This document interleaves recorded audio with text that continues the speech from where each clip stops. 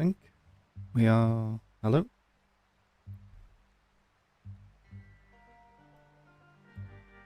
Hello? This is going to go horribly wrong, as the title and description suggest.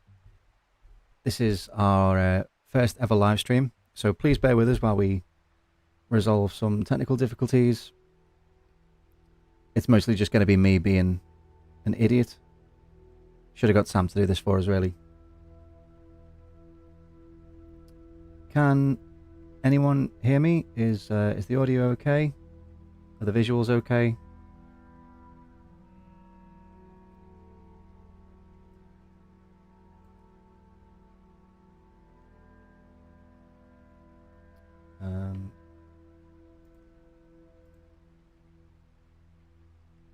Let me...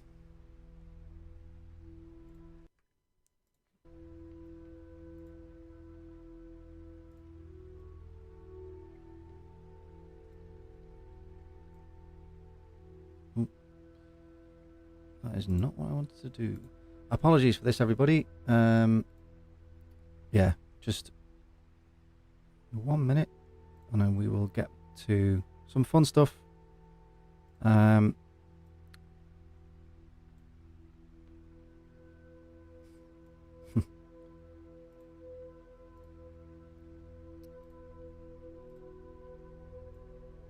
There we go. Is chat available? Do I need to turn something on? Something...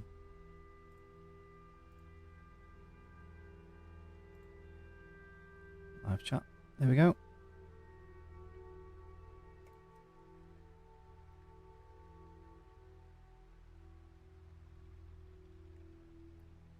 There we go.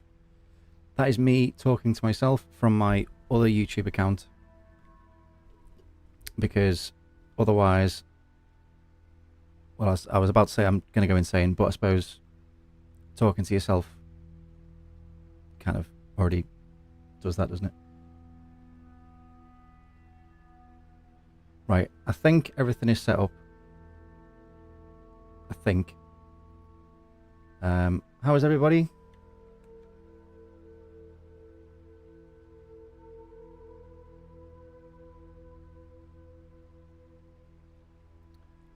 Right. I'm just going to hope for the best. I'm just going to act like everything's fine. And then we're just going to fake it till we make it, I guess. So hello everybody who's already here. I apologise for the strange start. But it will get better.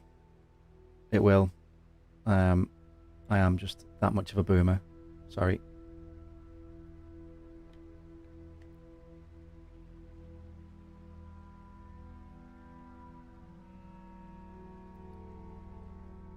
So, as you can hear in the background, we've just got some nice Red Dead campfire music to just chill out for a little bit before we get started. So basically, today is the channel's 4th birthday, and so we just thought I've wanted to look into doing some live streams for a while now. Ever since really the Linkin Park video we did last year, when we did the reaction to the full announcement that, you know, that when Linkin Park announced Emily is the singer and the new album and stuff like that. I had a lot of fun just like sitting here reacting to the whole thing, but it felt a little bit like I was just kind of like talking to nobody, talking to nothing. And that's fun when you're kind of watching a video, but as I was doing it, I was just thinking like this would be really fun to do as a live stream. So it's taken a year, but we finally got round to doing a live stream. And yeah, a few technical issues, but hey ho. Yeah, and so then like things like when festivals do announcements, and you know, if there's other big music things going on or other stuff that we want to talk about, really. Can you not see me? Oh, yeah, you can. It's fine. Yeah, just like any big things that we want to, you know, do as a live stream really, and we can talk about things, maybe some gaming and stuff down the line. Sam Games on Twitch, we'll talk more about his stuff in a bit, because he knows a lot more about live streaming than I do. But they've all gone to see Enter Shikari tonight in Watford. I couldn't get a ticket, and it was also quite expensive to travel down south, go all that way. So I'm here on my own tonight with you lovely people, obviously. So yeah, they're all off having fun watching Shikari, and I'm manning the fort, as it were, and getting everything wrong by the looks of things. But once again, we will get it right.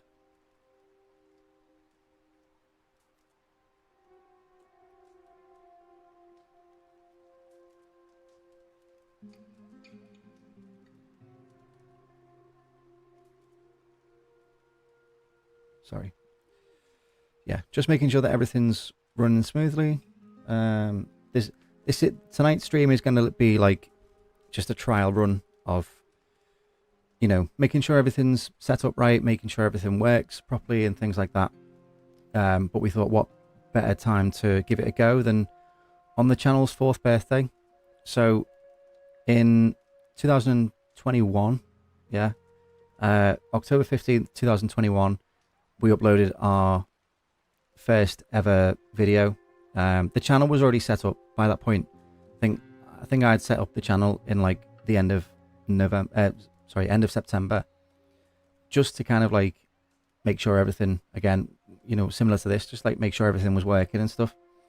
And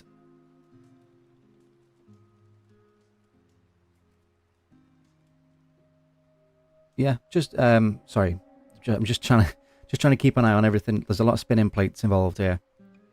And yeah, so I set up the channel, and back then it was called Gibby's Digital Scrapbook, and some people might recognize that name. The OGs will recognize that name.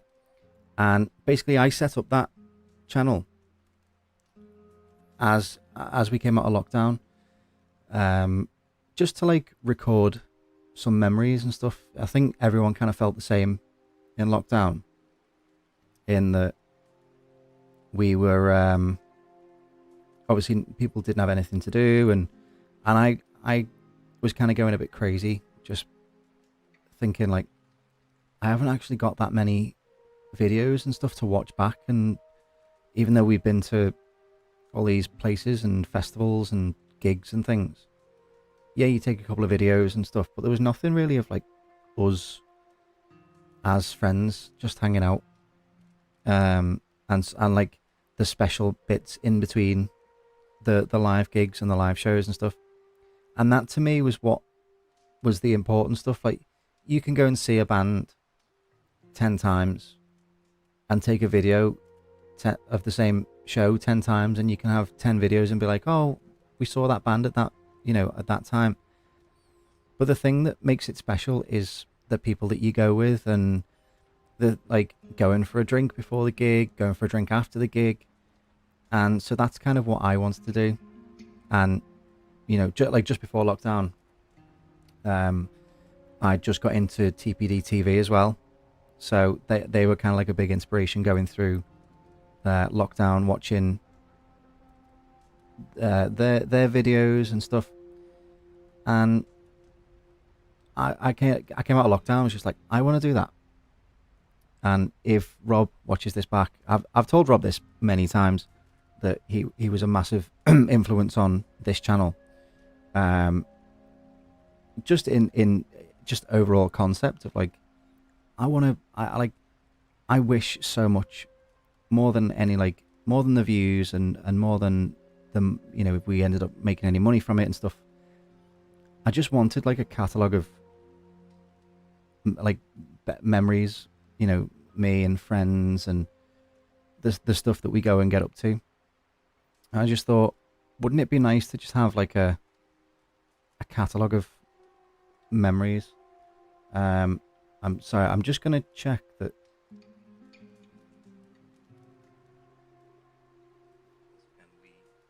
There you go. Sorry, I'm just watching it on my phone.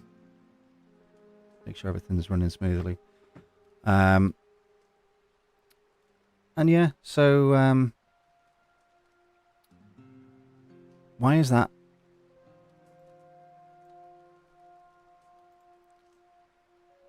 Yeah. Again, like I said, a lot of spinning plates, a lot of difficulties, but we move. I think everything is working fine now, but we'll see. So, you know, and Rob knows this. I've spoken to Rob many times about this, and I wasn't really too fussed about like how we were gonna maybe edit things. I wasn't really kind of thinking about any stylistic things or let's go to the biggest events and let's make some money from it. That wasn't even like a thought. I think it was just like we came out of lockdown and wanted like just things to look back on, really, and wanted to be able to have that like those memories on camera. Because like I said, you know, you can go and see the same band 10 times and record the same songs 10 times and you can go, great, that's a video that I've got of that gig. But then you can also go on YouTube and watch thousands of other people who've recorded the same song from just other venues. And I know the videos that people film are special to you, but like the bit I was most fascinated by and the bit that I was most interested in was having videos of like having clips of us just being friends, like the people you go to a gig with, going for a couple of drinks before the gig, like messing around and stuff, and going for drinks afterwards and stuff, and especially at festivals, like some of the stuff that we used to go up to at Download before we started filming ourselves. Some of it probably couldn't even go on YouTube, to be honest. But I just wish we'd have started this sooner and had some of those memories and stuff. But you can't change the past. You can just do, what you can do from now on. So, having like bumped into Rob a few times coming out of lockdown, and I was just chatting to him and being like, I'd love to do what you do. And he just said, do it. So, that big, and he knows this. I've spoken to Rob about this. Massive thank you to Rob Kellis and all the guys at TPD for kind of like their inspiration. Just for, how, for getting like this up and running and kind of giving us the idea to do it, because 4 years later now, some of the best moments of those last 4 years are all on camera, and I've got those memories and they're on YouTube for people to watch. So even if something happens to the videos, the video files that I've got, they're all there for people to see, and hopefully other people enjoy them as well, because we certainly had fun making those memories. So hopefully people enjoy watching it, and sorry, I was halfway through eating a pizza while I was setting this up, and then all those issues happened, so apologies. I'm not just going to like sit here like Hassan and just eat for about half an hour. I was worried, by the way, that like the room was a bit cluttered, and then I remembered Asmongold exists and no one really cares about that kind of stuff. So yeah, I'm getting messages off people who are at the Watford gig. For anybody who's just joined, everybody else is at the Watford Enter Shikari gig tonight, and I'm not. One, because it was very expensive to get down south. Two, because I couldn't get a ticket. And three, it just fortunately worked out that I ended up now I can do this. So we've had a bit of a slow start. Apologies. Sorry, I am still just making sure that everything's okay, because knowing my luck, everything will go wrong and everything will turn itself off and I won't notice, and I'm going to spend the next 2 hours just sat here talking to myself. So we so our first ever video then, we went to Scotland, we went to Edinburgh, and so the original, when we came out of lockdown, the very first time I ever like dipped my toe into the water of vlogging was Leeds Fest 2021, which was pushed back a little bit because coming out of lockdown, everything was kind of like set back a little bit. Slam Dunk had been rescheduled from the May of that year to the September, and then Leeds Fest had been pushed back a little bit as well.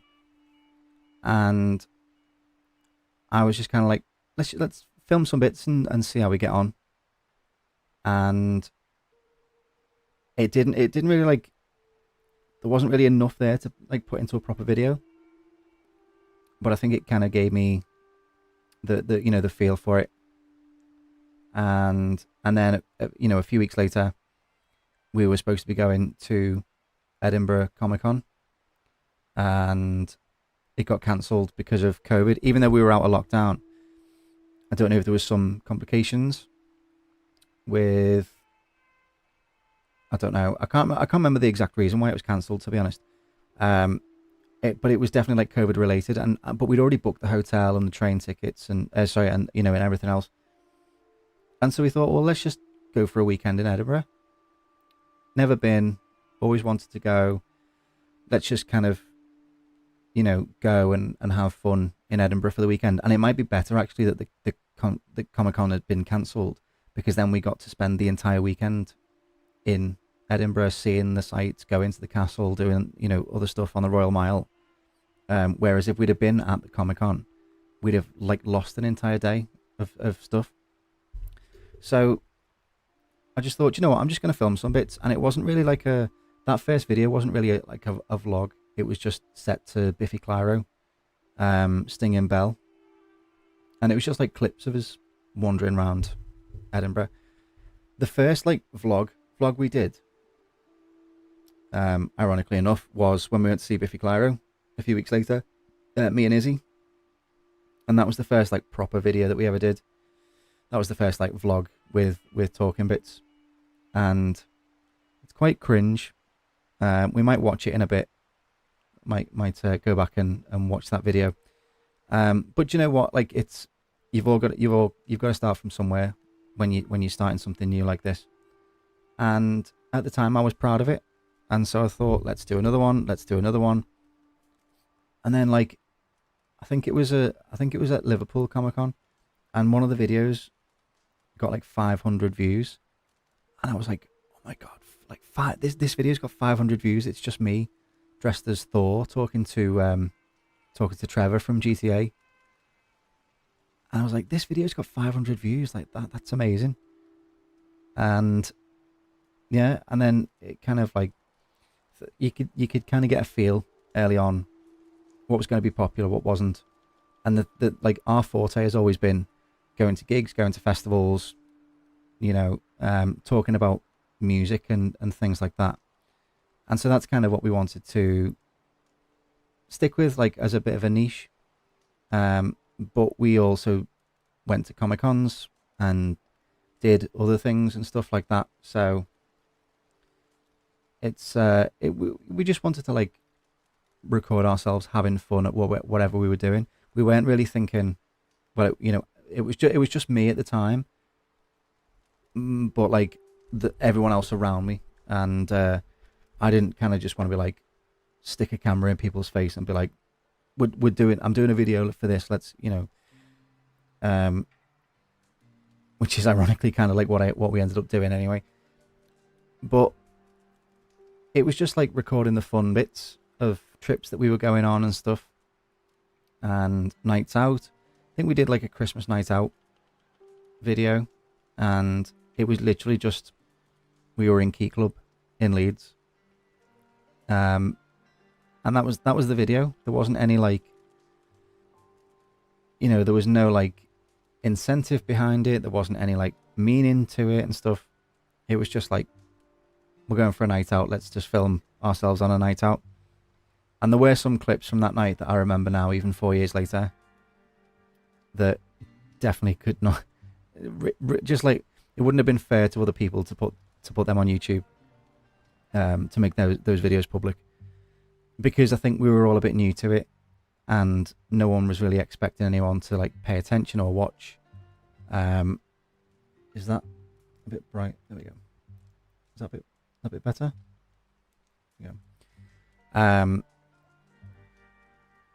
Yeah, so like no one was really like expecting anyone to pay attention or be interested in what we were doing. So we just thought we'll just film ourselves messing about on nights out and stuff. And some of the footage we ended up getting, as I said, was a bit too risky. So that's how we kind of like shaped.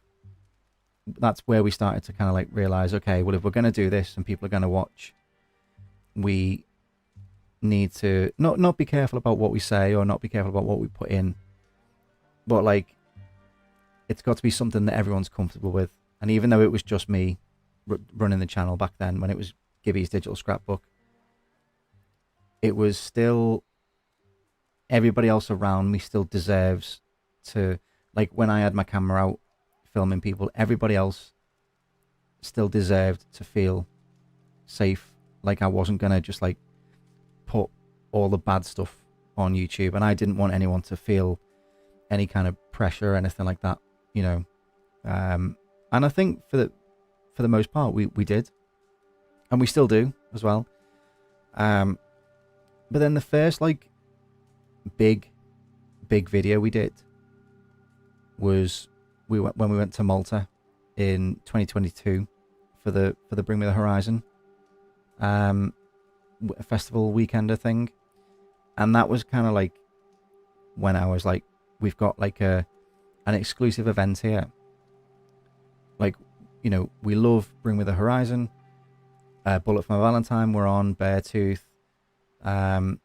Malevolence, Static Dress, I think we're on as well. There was loads of great bands, Spiritbox, and also it was a week away in Malta, so we thought, like, me and Izzy went, and we thought we'll just make like a travel video that's also kind of this like festival thing as well, just have a bit of fun with it.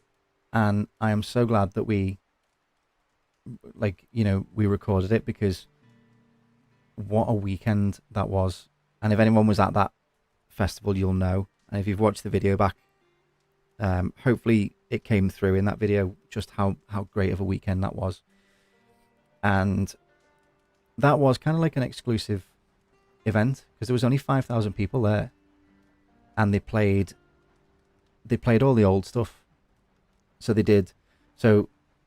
Bring Me the Horizon weekender, Bring Me the Horizon headlined both nights, and it was literally just like a car park, like a field, barren field car park kind of thing, next to like a load of clubs, nightclubs and stuff. And they just set up this stage and invited 5,000 people to the middle of the Mediterranean. And it was never like a desperate need to go to Malta, but I just thought, when else are you going to get the opportunity to go and see one of your favourite bands do something like that, being around, so many people in a place like that? That is like a truly once in a lifetime experience. And so we put, it did cost quite a lot of money, but me and Izzy, I think we kind of both approached it as like, this might never happen again, and so one night they did like a standard Bring Me the Horizon set with like Throne and Sleepwalking and all those songs that you'd usually expect. And then the other night was, as Ollie said, it's like stuff they hadn't played in about 15 years.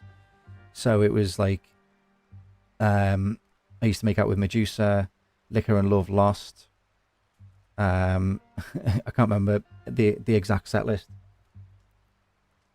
but it was like, it felt like an exclusive event, and it feels like, hello, AFC Telford, Gibby, are you at 2000 Trees download Arctangent next year? Yeah, we're at, so we've already got our tickets for 2000 Trees and download. I really want to do Arctangent because we've never done it, and we love 2000 Trees, and obviously Arctangent is the sister festival, isn't it? So if we can make it happen for Arctangent next year, we'd love to go. Even if, because I think it's always around Bloodstock time, and so it's like, is it the weekend of or the weekend after? And then because obviously like we also like doing Kendall Calling as well, so it could potentially be Kendall Calling, Bloodstock, Arctangent, Leeds Fest. It's the weekend after. Okay, so yeah, so like that's like an entire August full, which could be quite fun, but I don't know if we'd all be able to get the time off work. So if we could, maybe split it between the group, if some people went to one, some people went the other. But I know me and Al have already got our tickets for Bloodstock sorted. So the ones that we've confirmed for next year basically already are Download, which we'll always do Download because that's like our second home. 2000 Trees, be your first Arctangent too. Oh, cool. Have they announced any of the lineup for it yet? Because I know we're waiting on the 2000 Trees lineup. I'm not sure when the Arctangent lineup comes out, really, but I think for me it would be, because we've already bought the Bloodstock tickets. I think we're gonna wait and see like what the going in blind. Do you know what? That's probably a good idea, because I think I went in blind for 2000 Trees. My first ever 2000 Trees was in 2022. I think that was the first one back after lockdown, and I only went because, well, I bought the ticket in lockdown just because, well, what else are you going to do? And we came out of lockdown and I was like, I just really want it. Like we do Download every year obviously, but we just really got this like pent up desire to go to as many festivals as possible, and then we never looked back.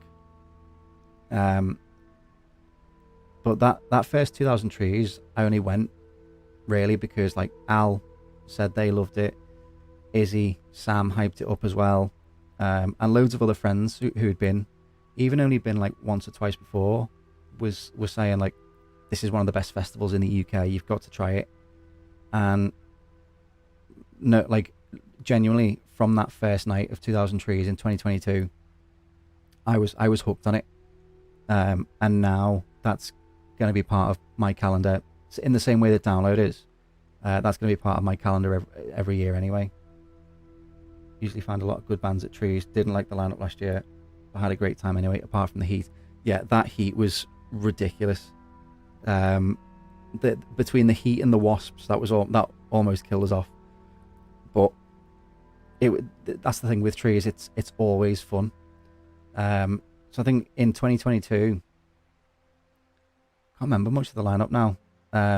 I know, like, I think the big band that I wanted to see was Bob Vylan, and I was kind of like, yeah, I'll go and see Jimmy Eat World, and I'll go and see Yumi at 6, and I think Knocked Loose were on as well. But I remember, like, maybe it was just me at the time, just thinking like, I just want to try something new. I'm not really fussed about who actually is there or not. If all these people are telling me that it's one of the best festivals in the UK, does the lineup even matter? And it honestly doesn't. Like you just said then, didn't like the lineup last year, but had a great time anyway. And that's why we love 2000 Trees so much, is because you can go and not see I mean, like, you'll go and see bands, obviously, because it's such a small site that it's kind of hard to miss seeing bands at Trees. But you don't need the lineup to be great to have a really good time. Like, the Forest Stage and the silent discos and everything else. And even just the campsite vibes. Like, everybody is so friendly. That if Arctangent is anywhere similar to Trees, I think we'd love it. We'd love to go, or I certainly would. The problem is fitting it into the schedule. So like, I think we're going to wait and see what the lineups are for Kendall Calling, Arctangent, and Leeds Fest, because otherwise that is it's just like a really busy August, and an expensive August as well. So yeah, we'll see kind of what comes of it. But if there's a year where we maybe like don't fancy Bloodstock as much, then maybe we could save our money on that and do Arctangent instead. Yeah, I think like there's a lot of we want to do Slam Dunk as well. Or I really want to see Good Charlotte. But the problem is now is all these festival prices start to add up, and we're gonna be working on a video about prices and stuff, hopefully in the near future, because it is getting a bit silly now. You know, you think, what was it, £139 for Slam Dunk, like a day at Slam Dunk. You know, we bought our Bloodstock 5 days at Bloodstock. We bought for 210. You know, Arctangent, I imagine, is quite similar in price to 2000 Trees. Again, their Trees is such good value for money as well. So that's why, like, I think festivals like Trees and Bloodstock, I think that's why they're starting to sell out. And like that, not in a bad way, but, you know, like that's why they're like Bloodstock's already sold out for next year. Trees sold out last year, I think. And then obviously once the lineup gets announced, I could see it selling out again. And that's because Slam Dunk is getting more and more expensive every year. Obviously Download's getting more and more expensive every year. Leeds Fest. So all the people that can't afford to do these massive events anymore are getting, I don't want to say pushed out or priced out, but they're looking for, okay, well, I can't afford that. Where's my, oh, do we have a camera issue? I believe we have a camera issue. There we go. Sorry, so as I said before, there's a lot of spinning plates. I'm trying to not, yeah, it's our first ever live stream, so apologies for any issues. A lot of, yeah, I think that's fine again.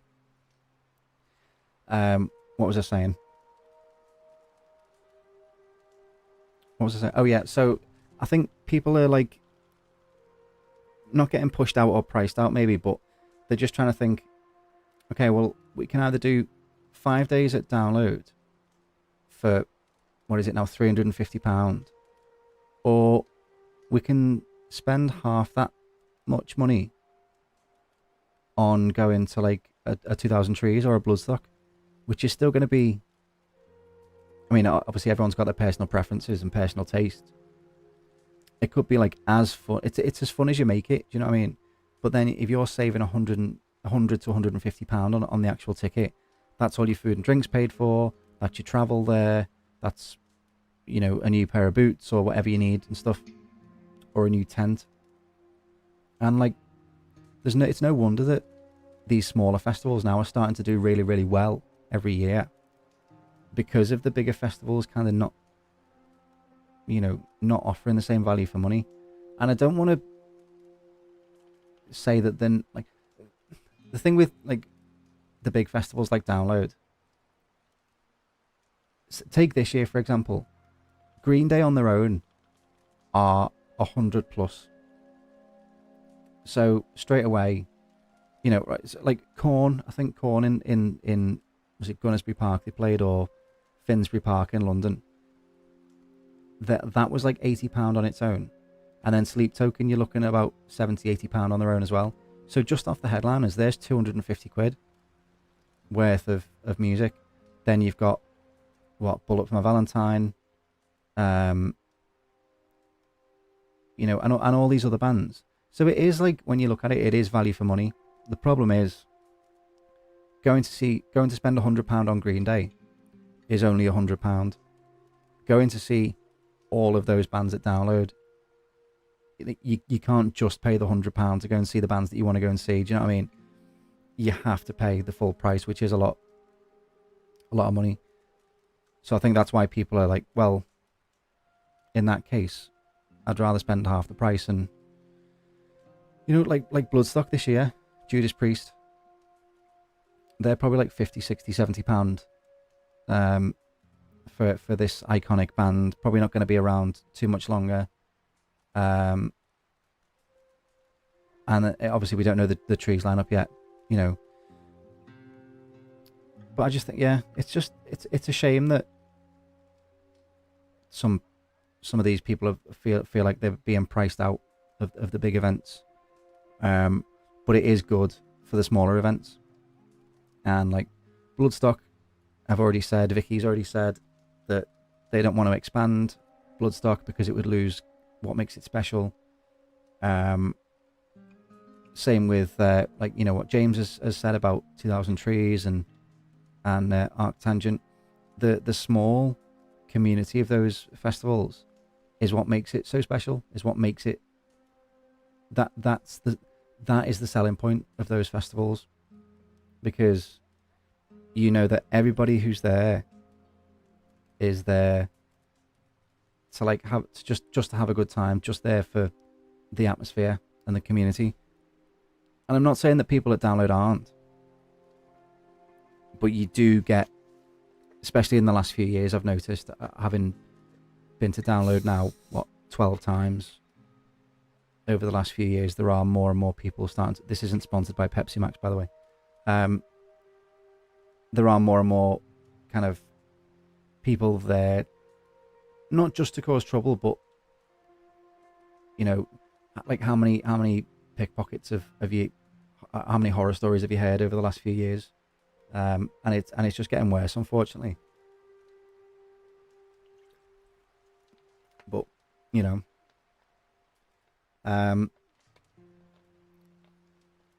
sorry, what was I saying? Yeah, so we're gonna wait and see the lineups for some of the other festivals around that time of year. It's just a shame that they're not more spread out, because festival season starts around mid-May. Slam Dunk's really the first big one here.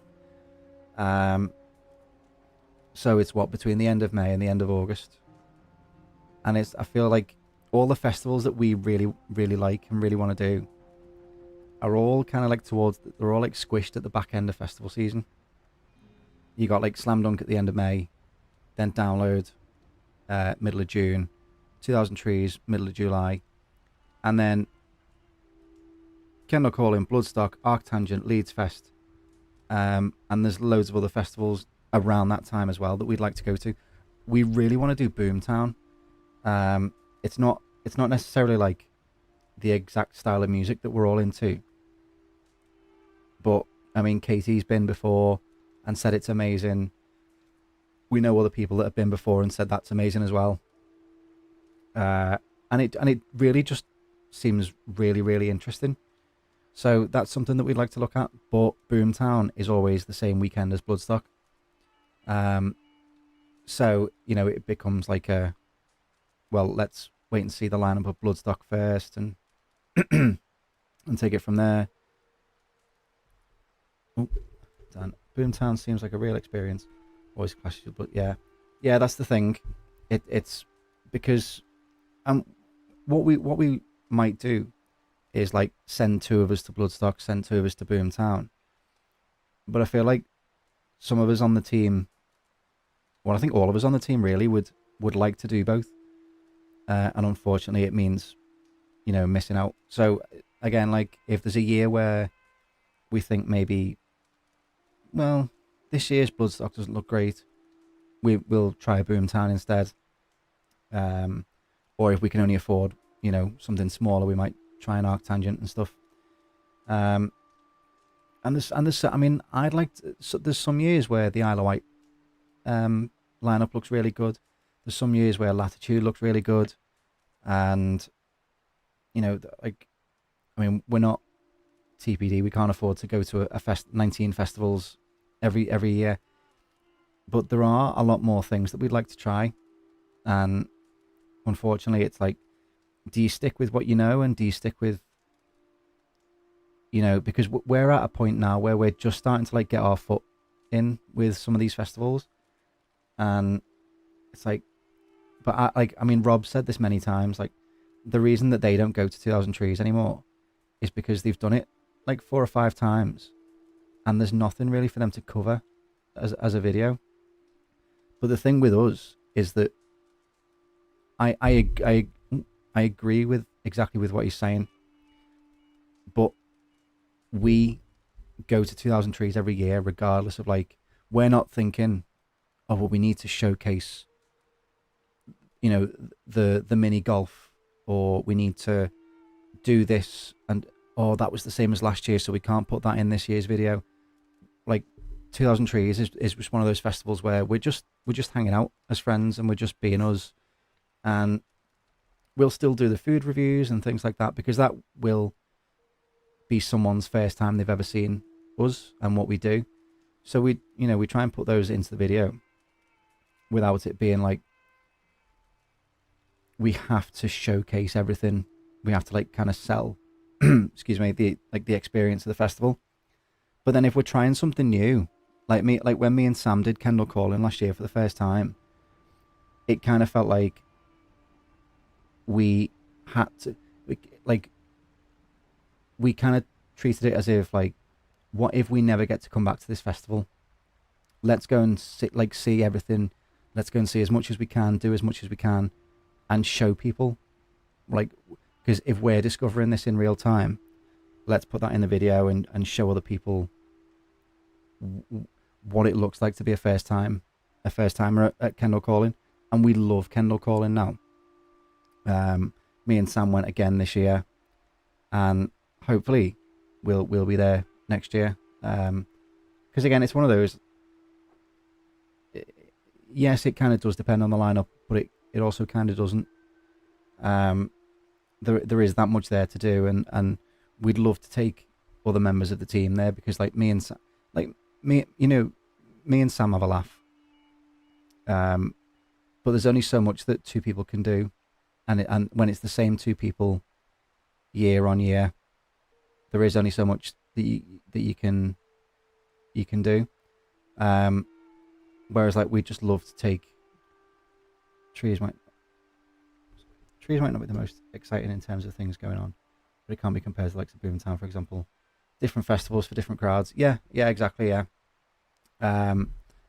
Boomtown, from what I imagine, like from what people have told me, is this like big event with so much going on that you can kind of never be bored. In a similar way to Glastonbury, like obviously anybody who goes to festivals, I think, kind of wants to go to Glastonbury at least once, and we've never been. We kind of feel like we have to, just to say that we've done it.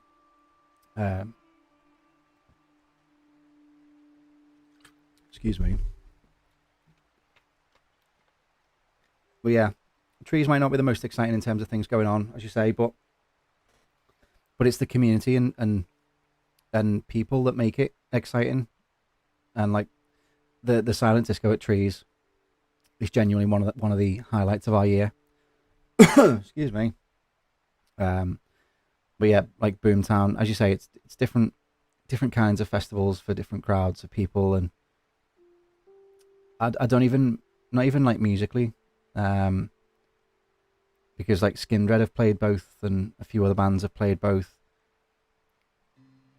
But it is like feels like an event, and that's kind of why what we loved about Kendall Calling as well is that it feels like an arts festival as well as a music festival. And I don't know, Dan, if you've ever been to Kendall Calling, but that is one of the ones now that I will recommend year on year. Kind of like, if you've never been and you're not too fussed about the lineup, just go anyway and experience it, because there are parts of Trees has the best community, 100%. We've not been in a couple of years, but we really miss the silent disco and the woodland stage, especially. Yeah, the forest at Trees is just like magical. Just like being able to just chill out there, and regardless of who's on or what's on and stuff, it is always just such a vibe. I can't wait. Excuse me. Yeah. I'm trying to think of like any other festivals that we've toyed with, because obviously like festival season is so busy, and there are so many festivals on. I think there's got to be at least 100 festivals in the UK, or like camping festivals or major festivals, just over the course of those like 3 months. And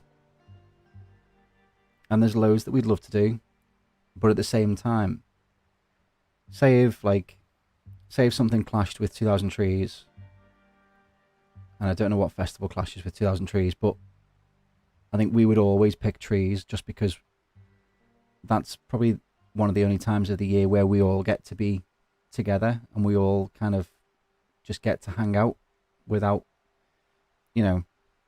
we've toyed with the idea of going to Trees, but maybe not doing it as a video or not doing it as like a full video, just because it's like a safe place. It's like a happy place for us, Same with Download, really, but Download's obviously a lot bigger.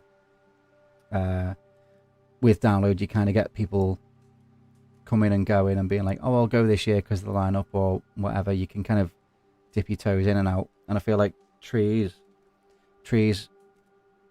has like built its community.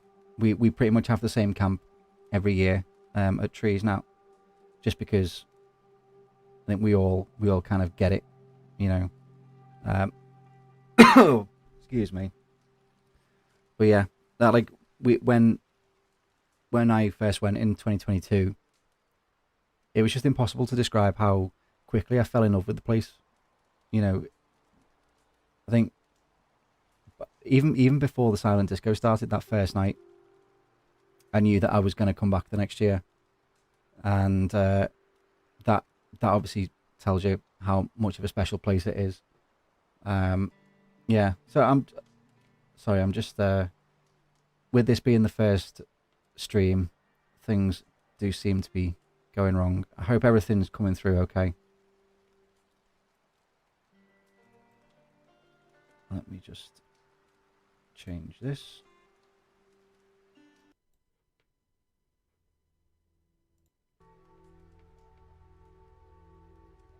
There we go. I think that's fine again. Is everything coming through okay? Yeah. Cheers, Dan. Thank you.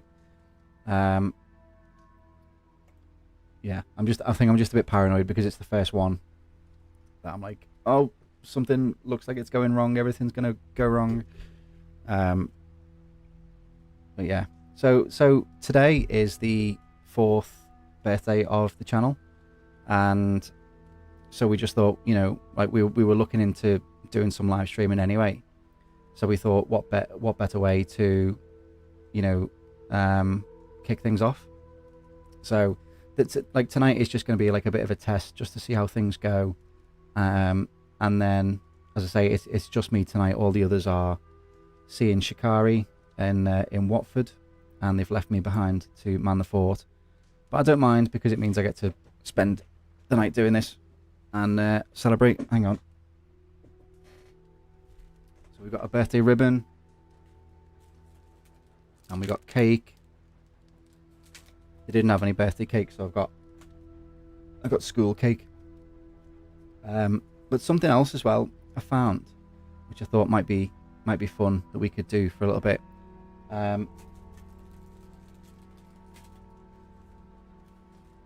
Just give me 1 second. I've been doing a lot of clearing out, trying to, empty drawers and things like that, make some space. And I found, sorry, this is not very organized, is it? I found this. Now, what's this? These are all of my, look at that. That's what we used to have in the before times. That is a physical ticket, a cardboard paper actual ticket that you can hold in your hand. And it's just kind of like in a big mess. So I thought might be nice to have a look back at some of these old tickets and see, you know, considering we're talking about memories and stuff. And I can already see the top of this one is very faded. I don't know if you can read that one. It is the very first gig I ever went to. The Black Crusade at the MEN in Manchester, which was Shadows Fall, which was the very first band I ever saw live. Arch Enemy, Dragon Force, Trivium, and Machine Head. And that was on Wednesday, the 21st of November 2007. So what's that? Coming up to 18 years. So, pretty good gig. Yeah. Do you want to know the this is how this is how far we've fallen. That gig, that ticket cost £29.95. So for Machine Head, bearing in mind, like, this was Machine Head after they just released the Blackening. Trivium had just released the Crusade. Dragon Force was just after Inhuman Rampage. So these are like, you know, their absolute prime. Like that, like 30 quid for 5 bands in an arena. That today would be about 110, 120 quid. That is ridiculous. Next up, I mean, they're all like blue tacked together. I used to have these all on my wall, just like up there, just like stuck to the wall. Avenged Sevenfold, Monday the 21st of January 2008. £16. Avenged Sevenfold, £16 at Manchester Academy. Today, I mean, obviously they're a lot bigger now than they were back then, but that was like less than 6 months after the self-titled album came out. So that's kind of like where we're talking. £16. £16. You wouldn't get an unsigned gig for £16 these days. So I know this is very much like old man shouts at cloud. But Megadeth, about a month after that, £20. And look, it's an actual physical ticket that you can keep and hold, and it's amazing. What else have we got? I just thought, like, I just saw all of these, and you know what? This is probably the last physical ticket that I've got. Let's just skip right to the end a second. Slam Dunk 2022. What is that? What was the price on there? £85. Right, so £85 for Slam Dunk North in 2022. 3 years later, that same ticket is £139. Oh, sorry, it'll be 4 years later, sorry, by the time next year's festival comes around. In 4 years, what's that? My maths is failing. 85. Is that £55 increase? £55 increase in 4 years. Yeah, tells you all you need to know, really, doesn't it? What else is there? Again, like these are all faded because they're all so old now, but can't even read that one.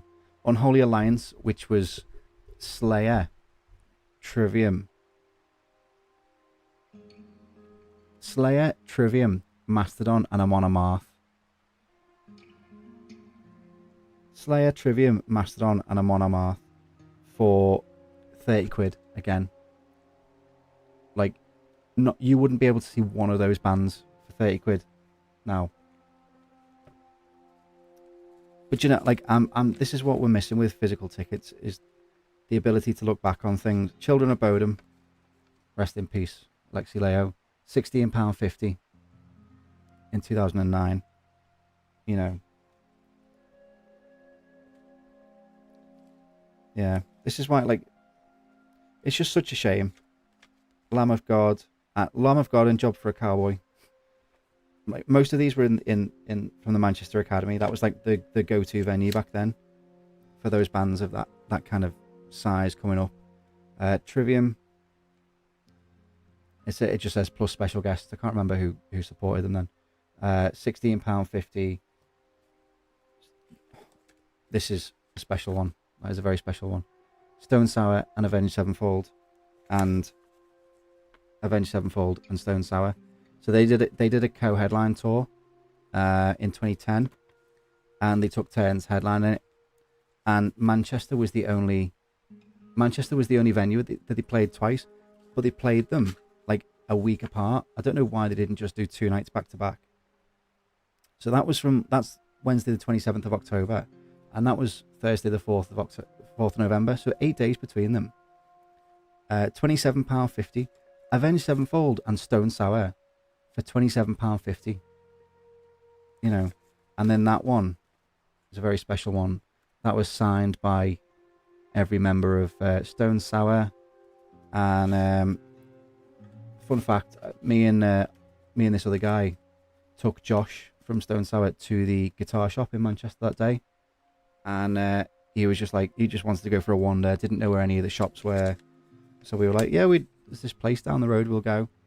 So we took the guitarist from Stone Sour to this guitar shop, and not Jim Root, Josh the other guy, and he saw this guitar that was like 10 grand. I think it was like a steel guitar, and he just went, I'll have that. And the guy was just like, what? And he was like, yeah, I've got some money with me, like spending money on tour, and I want it. And he just bought it and brought it back to the venue and put it in on the tour bus. Mad. Couldn't do things like that now. Job for a Cowboy there. £13 for Job for a Cowboy. I know they're not massive, but wow. Paramore.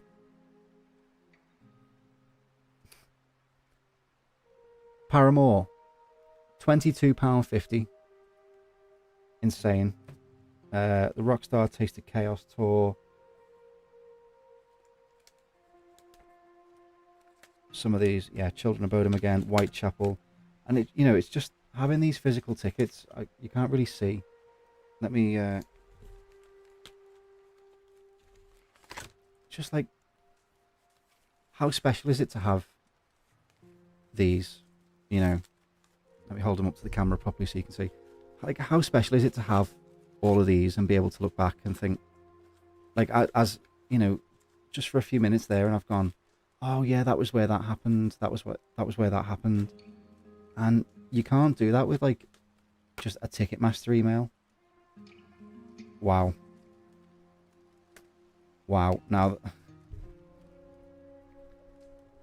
even going to the gig with a physical ticket felt more. Yeah, it did. Yeah, it did, because you just like, I've got my ticket in my hand here. Like, that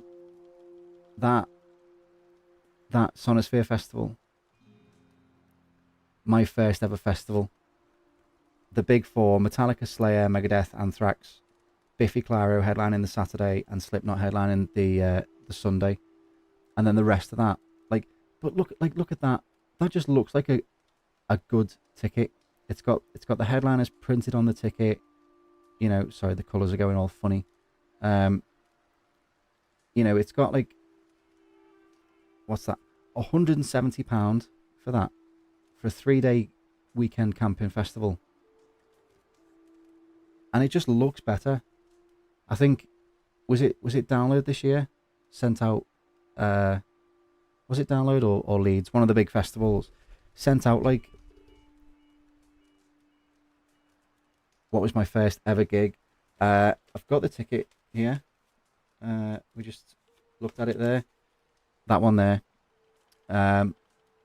The Black Crusade, Machine Head, Trivium, Dragon Force, Arch Enemy, and Shadows Fall on the 21st of November 2007. So if someone was born on the day I went to my first ever gig, they're about a month away from being 18, which makes me feel so old. But yeah, that, like, it just looks, these old tickets, they just look better.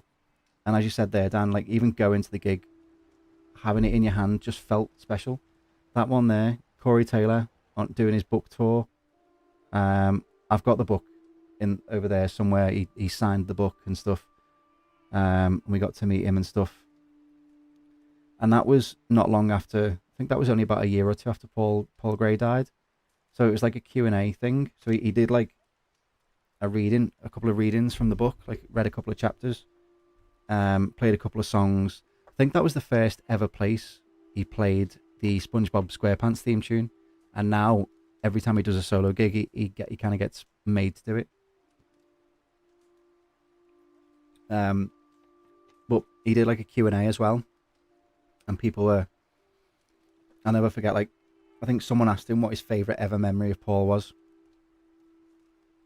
and he told this story about how Slipknot went to Disneyland, but like it was before the first album came out, but they were still experimenting with like costumes and boiler suits and masks and stuff.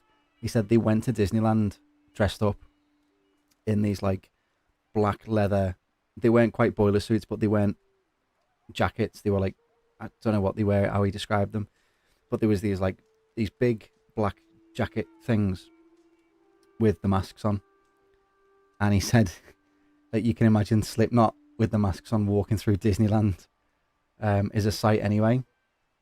And he said, and Paul was terrified of roller coasters, so they went on Space Mountain, was it? I think he said they went on. And he said, or it was not Space Mountain, there's one where like two people sit next to each other. He said, and Corey was sat next to Paul, and the bar came down, and just as the ride was about to take off, Corey goes, he just turns to Paul and goes, does this thing feel loose to you? And then the ride shot off, and Corey said he's never laughed so much in his entire life as when the noises that Paul was making, thinking that the bar wasn't done properly and was going to come loose. And you could tell, you know, that was just like they loved each other so much, you know, and it was really nice to get to share that with him as well, like him telling that story. And even like having that memory now, remembering him telling that story, is all because I found that ticket. Just because I've seen that ticket and gone, oh, that was a thing that happened. That was a nice thing that happened. You know, you don't get that with just you. When was the last time you were able to like, look back on a souvenir that you didn't have to buy from the retailer? Do you know what I mean? Like when they throw in like an extra charge of, would you like a ticket would you like one sent out to you after the event for like an extra £2 or something? It's just, yeah, it's getting a bit silly. But what was I saying? Saying something about, it'll come to me in a minute. I don't know, it's actually gone. Let's carry on with some of the Black Sabbath and the wristbands that we got given on the way into the venue. Blue tacked to the thing. Oh my god, look at the colour difference there. Wow. Black Sabbath, Manchester Phones for You Arena, which is the MEN. It'll always be the MEN. I think now it's the AO. Wednesday the 18th of December 2013. £55. Oh, sorry, with a £6 service charge, so £61. I mean, we paid £280 to see the Black Sabbath's last ever gig this year, so, you know. Yeah, that Killswitch Engage and Trivium. £20. Both of those bands have headlined Bloodstock Festival. And I know like that was a long time ago before those bands were like headline worthy. But can you think of it like most of those hits were already out by then? Like Killswitch Engage had already released, you know, like Mike Hare, Rosa Sharon, Trivium had already released Ascendancy and Shogun. Like, that is insane value for money. £20 for both of them back to back. And then I can't find it here, but I know for a fact that I can find it here. My first ever download ticket. Download 2012, the 10th anniversary. Let's have a look how much this one was. £190. And now what's next year is going to be 350. So that's £160 increase. I mean, I suppose over what 14 years. An extra tenner a year, maybe. It's not too bad. It's not as bad as the Slam Dunk one we saw before, which is £55. That was my first download as well. Yeah, how good was that? There's the poster on the wall, like the Prodigy, Chasing Status, Machine Head. That main stage on the Saturday. As I Lay Dying, Saxon, Black Veil Brides, whatever. Trivium, Steel Panther, Tenacious D, Biffy Clyro, Metallica doing the Black Album in full. That alone would be worth 190 quid. Yeah, insane. And again, look how nice it looks. Like it was stylized, like the poster. Look at this. Look at the Metallica snake there with the. Sorry, the colours are going all funny on this stupid camera. With the download dog holographic on it and everything, and the Metallica snake, and it just looks so cool.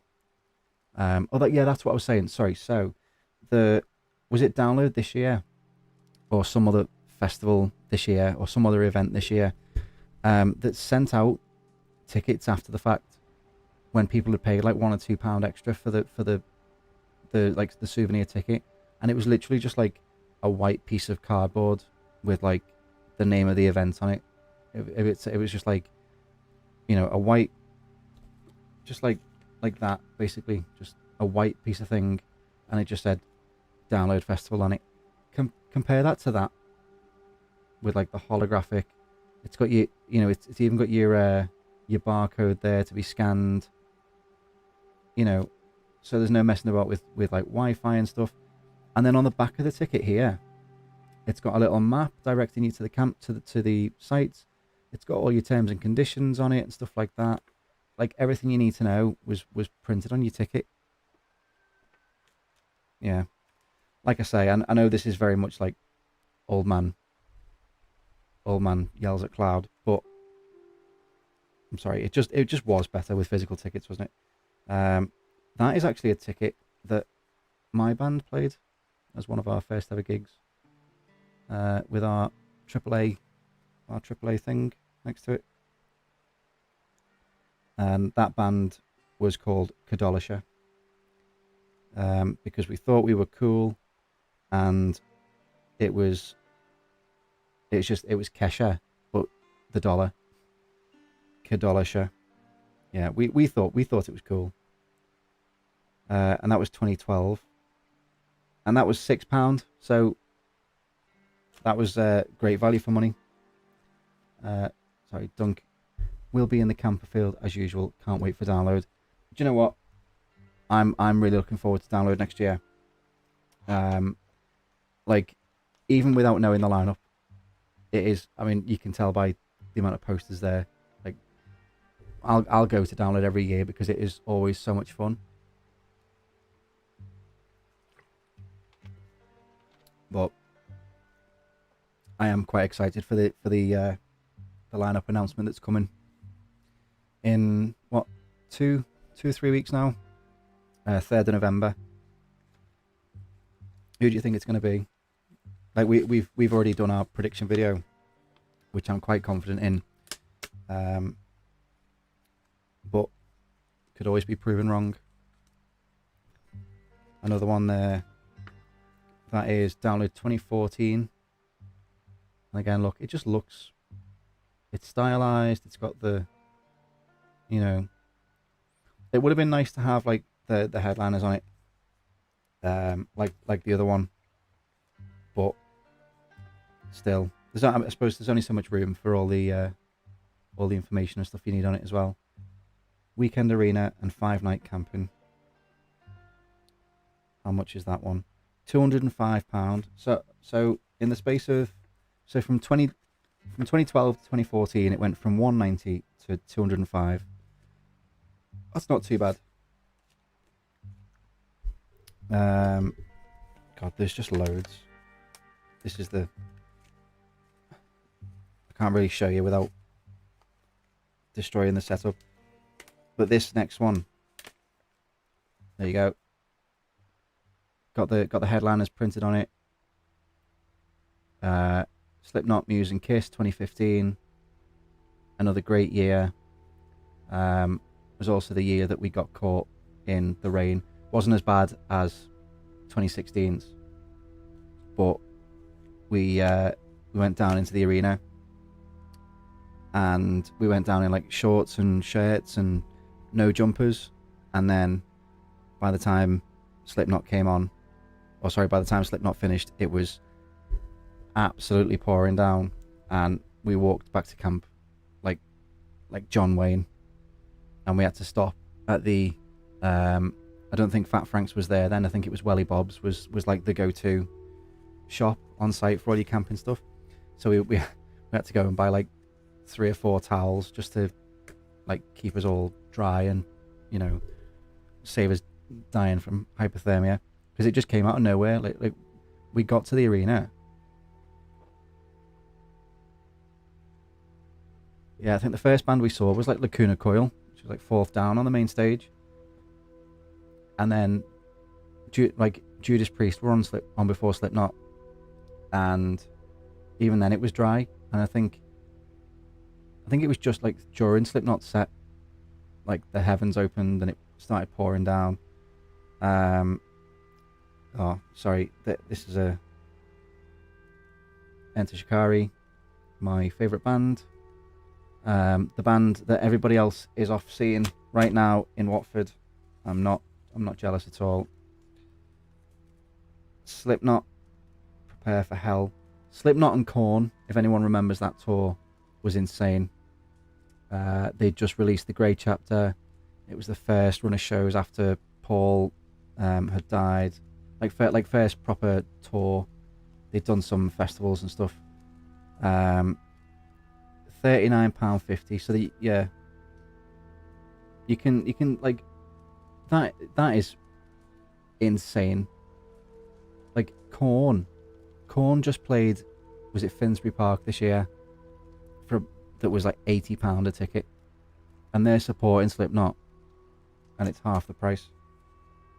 I promise I'm going to stop just going on about the prices, but you know, it is weird to look back and just think, wow. Enter Shikari at the Camp and Furnace. That was the Christmas party. There you go. That was the Christmas party in 2014. When I ended up in the dressing room with them all drinking, and that was the first time that like we got chatty with them and friendly with them and stuff. And that night ended up with me and Rory, the guitarist, Rory C, the guitarist for Shikari. I don't know if I should really say this. I might get him in trouble. I mean, it was 11 years ago. He's not going to get in trouble. But the venue was closing, so I'd after the gig, I'd gone up into the dressing room with them, and they were DJing the after party, because it was a Christmas party, just a one-off show in Liverpool, and so, you know, me and Rory were like pouring drinks out and stuff, and then someone was like, you know, you actually got to go to the after party, like that people are downstairs waiting for you to go to the after party.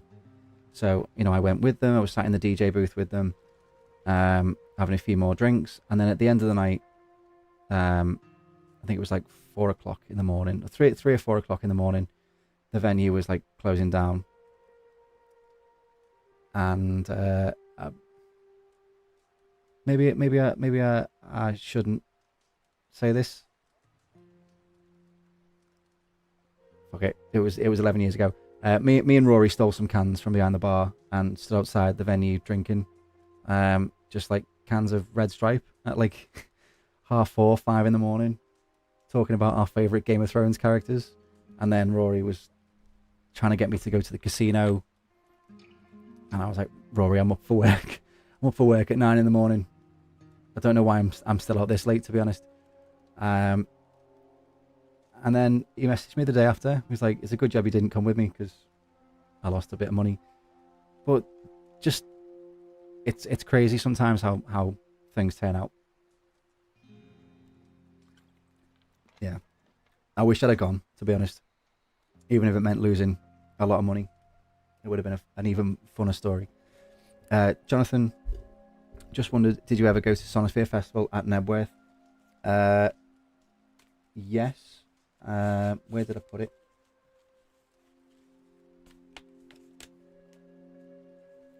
I've just had it. Where did I put it? Yes is the answer. I'm trying to find the ticket. I've just been looking at the ticket.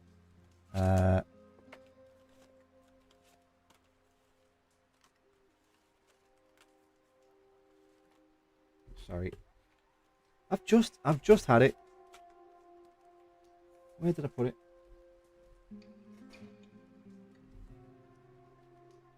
Sorry about this. Yeah, I mean, I found the coach ticket.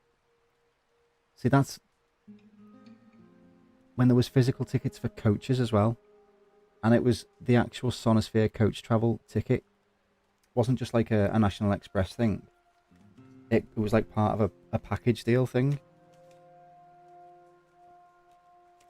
Where is that ticket? That is going to annoy me now.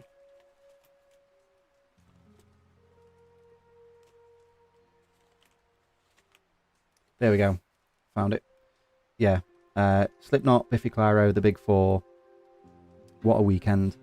Like the headliners on their own was insane.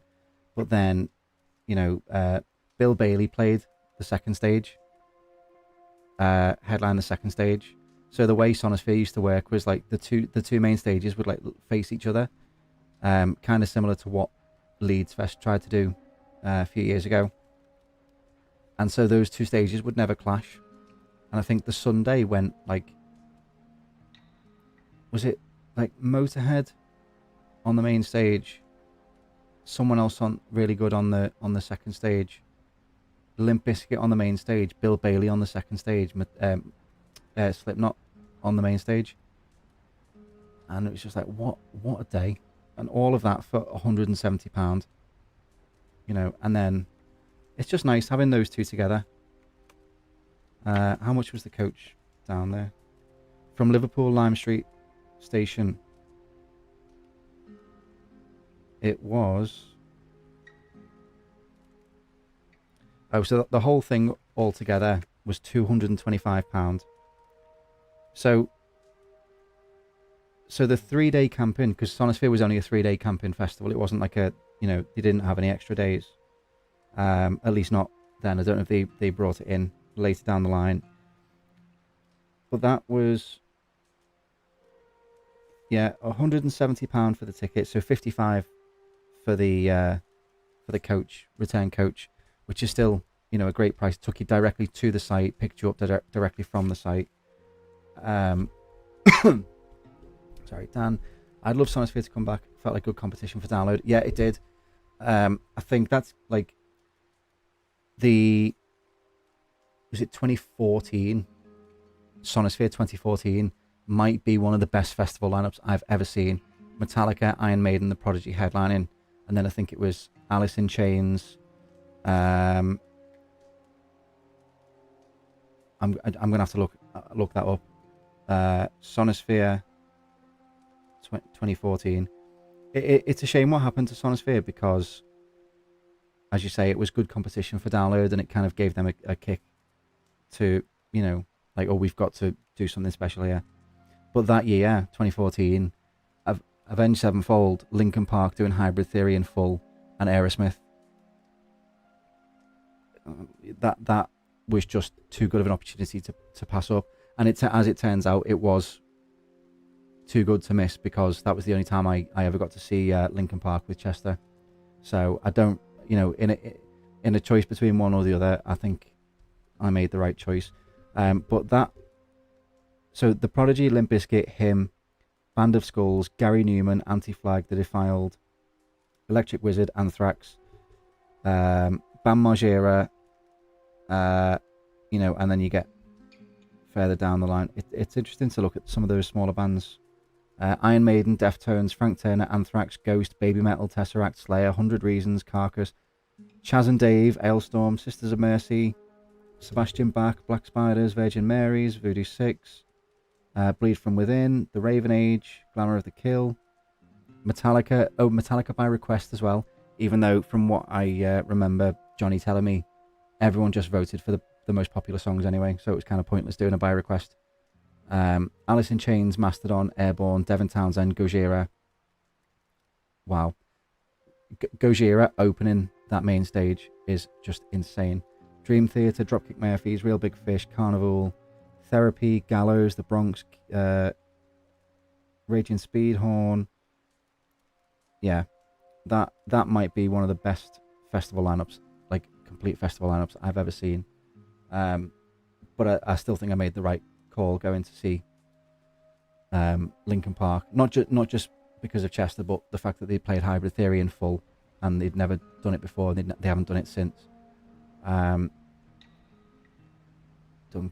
One download, Rollins was doing a spoken word performance in a tent, got there and you couldn't get anywhere near it. Thought sod that and made mates crawl under the tent, SAS style. It was great. Yeah, that's similar to what Sam did for president this year. Like it, that the dog tooth was so rammed. What year was that Rollins was there? Yeah, like Sam, like physically had to crawl on his hands and knees through people's legs, and I was like, did you not at least film it? Because that would have been really funny to watch. But I think he was just really paying attention on actually trying to get into the tent. And me and Sam are working on a video about President because we have very conflicting opinions. But when you want to see a band that badly, then you'll find a way to make it work, won't you? Let's go through. Sorry, there's been I'm just yapping here. Apologise. Jonathan, I completely agree with what you said. I was out at the same festival back in 2011. Unbelievable lineup. Yeah, that Sonosphere lineup. Again, like, let's go back and look at that. So we looked at the 2014 one.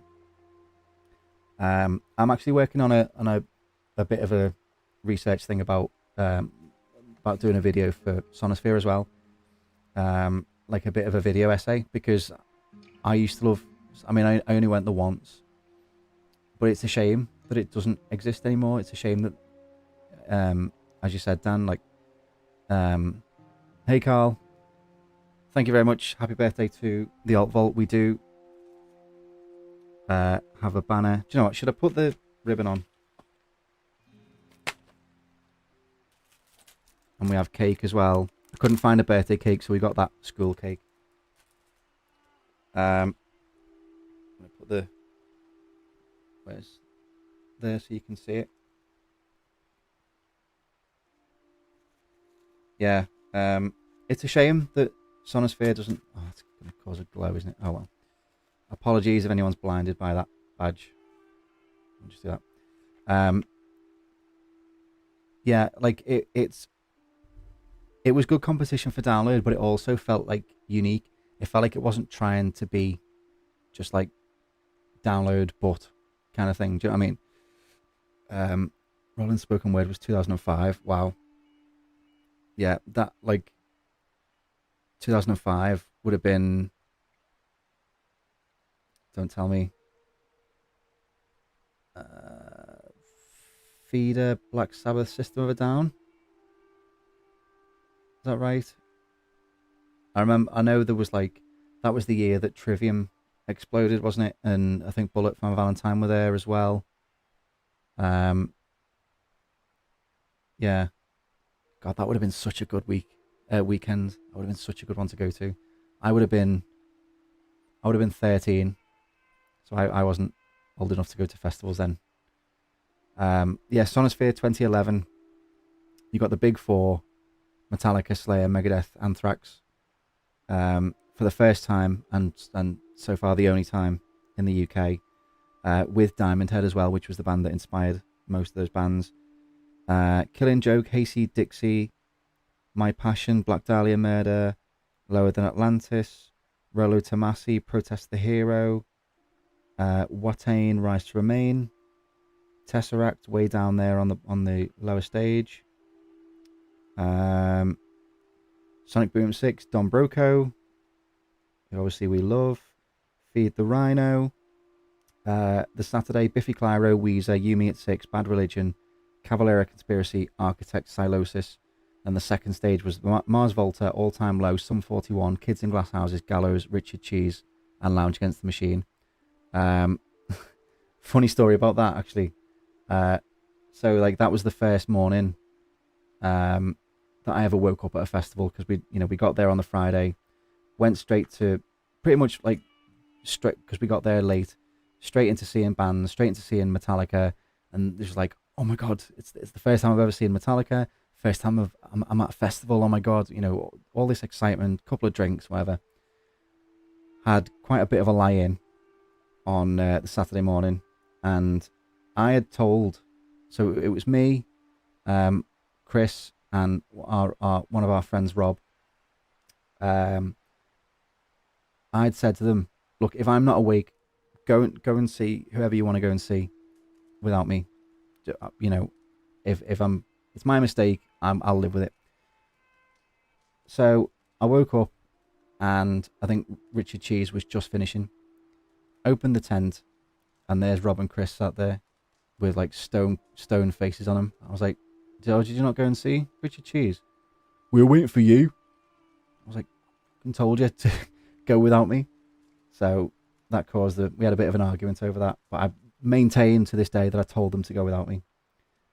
Sisters of Mercy, Paradise Lost, Gojira, Ginger Wildheart, Periphery, Pulled Apart by Horses. What? While She Sleeps. That is the one stage of the Saturday. That is insane.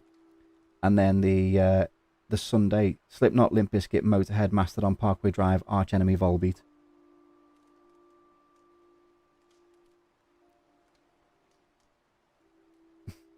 And then the second stage was Bill Bailey, Opeth, Airborne, In Flames, House of Pain, Black Tide. And that was the thing about Sonosphere. Like, they didn't... Oh, hang on. Can anybody still hear me? Has everything gone wrong? Is everything still working? Like I've said before, sorry to anybody who's just joined recently. This is our first stream, so things have been going wrong. So please bear with. There's a lot of spinning plates, and I'm trying to just keep an eye on everything, that everything's working. Is everything still fine? Everything coming through? Yeah. Okay, cool. Sorry, it just looked like everything, like the entire stream just cut off, and I didn't do anything. Yeah, but that's the thing about like why Sonosphere was so good and so different to Download. They've, House of Pain and Richard Cheese and Lounge Against the Machine and Chaz and Dave the other year, like they weren't afraid to just like throw in some random, other random stuff, like and I think Download do that now, but at the time I don't think Download were as clued up to it. Like obviously having the Venga Boys at Download this year is a big step, and I think we'll look back in years to come as that being like a pivotal thing in how Download puts things together. And just like embracing a bit of silliness and a bit more fun. I think we'll look back at it as the moment where they kind of realized the things that they should have been doing all along, basically. And then yeah, more. That is just such a good lineup. That Sonosphere 2011. It is a real shame. They should bring it back. Sorry, let me just catch up with the. Completely agree with what you said, as I was at the same festival back. Yeah, even met Henry outside. Wow. What was he like? What was Henry Rollins like? Our mates and us still think we're 20, even though I'm 55. First festival was Reading 86, Hawkwind, Saxon, Alice Cooper. Reading 86? That. Wow. I suppose that was in the days when Reading was an actual rock festival. I mean, even up until about 10 years ago, it was still. Well. I don't know when like the shift happened really with Reading and Leeds, but 2008 I remember was we didn't go, but I remember the lineup.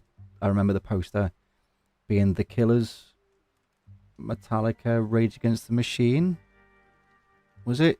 And then there was like underneath Metallica they had like Tenacious D, Slipknot, Slayer, System of a Down. And I'm gonna have to look that one up now as well. All these like insane lineups from years gone by that we just weren't old enough for at the time. Yeah. Wow. Rage Against the Machine, Queens of the Stone Age, The Fratellis, The Enemy, Biffy Clyro, Serge Tankian, Dizzy Rascal, Taking Back Sunday, Get Cape, Wear Cape, Fly, Anti-Flag. That was just the main stage. The Killers, Block Party, The Raconteurs, that Sunday, Metallica, Tenacious D, Slipknot, Feeder, Avenged Sevenfold, Dropkick Murphys, Plain White Tees, Alexis on Fire, Minor Self-Indulgence. And then Pendulum on the second stage, Manic Street Preachers, Bullet for My Valentine. Wow. And then you compare that to now. Yeah. Carl, all still working.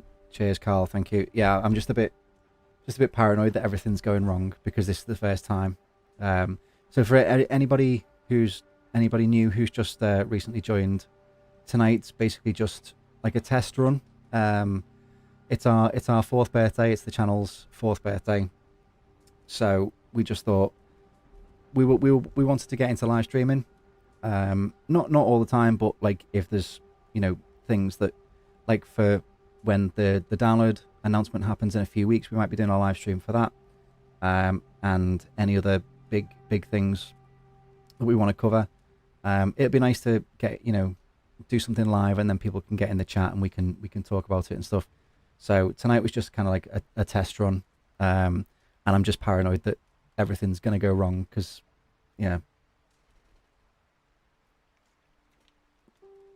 that Sonosphere lineup sounds insane. Too many festivals now to have one as stacked as that. That's a good point, Carl, as well. There's so many. If you're a band that's like booking a festival or booking a tour, you've got so many more options now. And like, it depends on the size of the band, I suppose. Like if you're like a Linkin Park, you're only ever gonna do download. Maybe Reading and Leeds if they want to branch out into that kind of thing. But you're only gonna really do download if you do a festival in the UK. Otherwise, you may as well, as they did this year, with that Wembley show, just do your own gig. Say like System of a Down doing 2 gigs at the Tottenham Hotspur Stadium, My Chemical Romance doing their own shows, Iron Maiden doing their own thing at Nebworth. And excuse me, I think we're starting to see a big shift in the way, as you said, like there are almost too many options. So why not just like put your own thing on? Do you know what I mean? Although the Rock for People lineup is shaping up nicely, that Rock for People, it's a shame that Rock for People is the same weekend as Download, because what is it? Gorillaz, Limp Bizkit, Bring Me the Horizon, Iron Maiden, Electric Callboy, Alter Bridge, Baby Metal, Bill Murray, That is like, I've got the lineup here. Yeah, Gorillaz, Limp Bizkit, Bring Me the Horizon, Iron Maiden as the headliners. Electric Callboy, Papa Roach, 3 Days Grace, Alter Bridge, Baby Metal, Bill Murray, Breaking Benjamin, Megadeth, Nothing But Thieves, Social Distortion, The Pretty Reckless, Basement, Blood Incantation, Don Broco, Gatekeeper, Joey Valance, Lottery Winners, Magnolia Park, Malevolence, Mammoth, Melrose Avenue, President, and then a load of others as well.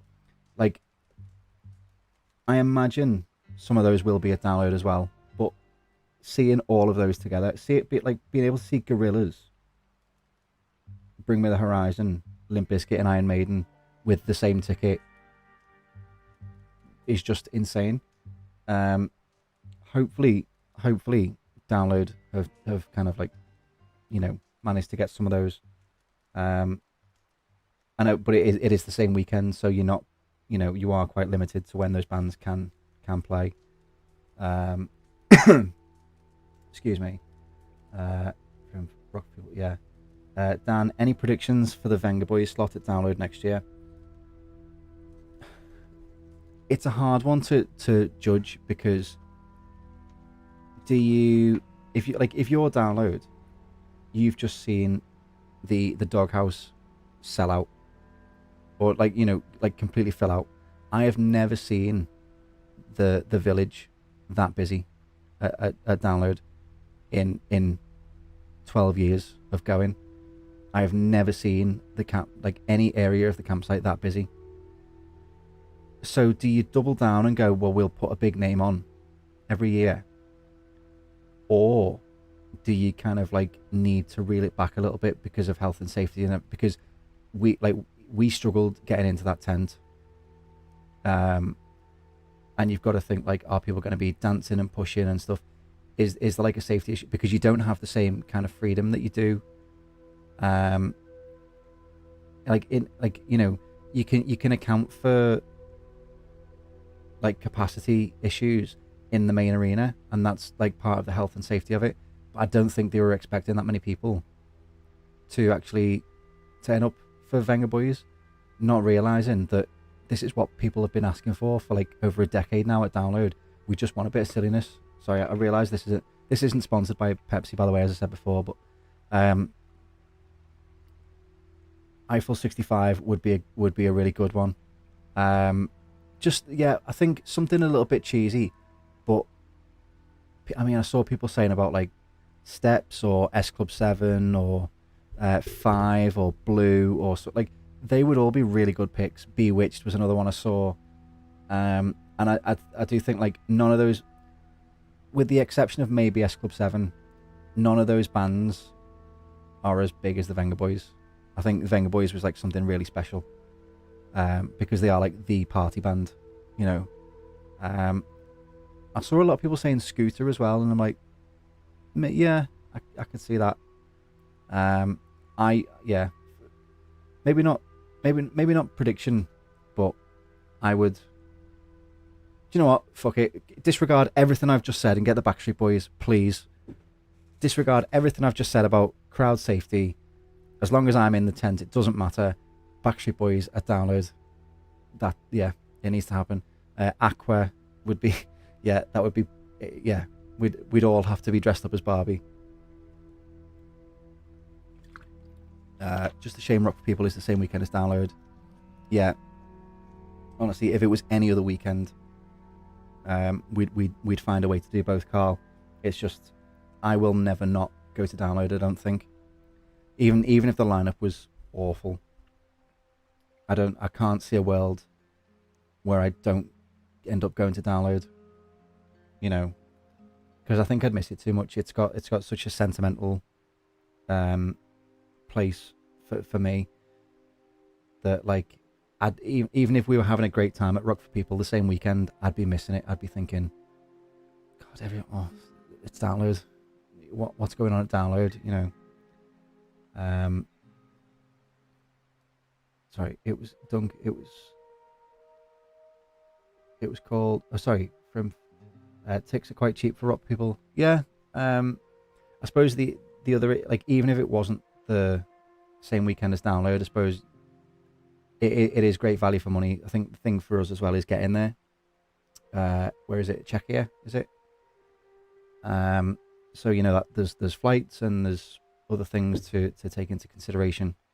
But if and I don't expect Rock for people to change everything around just for us, but if they ever decided to do it a different weekend, I think we'd love to go. Stacey goes pretty much every year, or she's been a few times. Our Russian friend, who's currently living in Germany, she's been a few times and said it's great. So hopefully one year we can get over there. Dunk, fantastic chat. Thank you very much.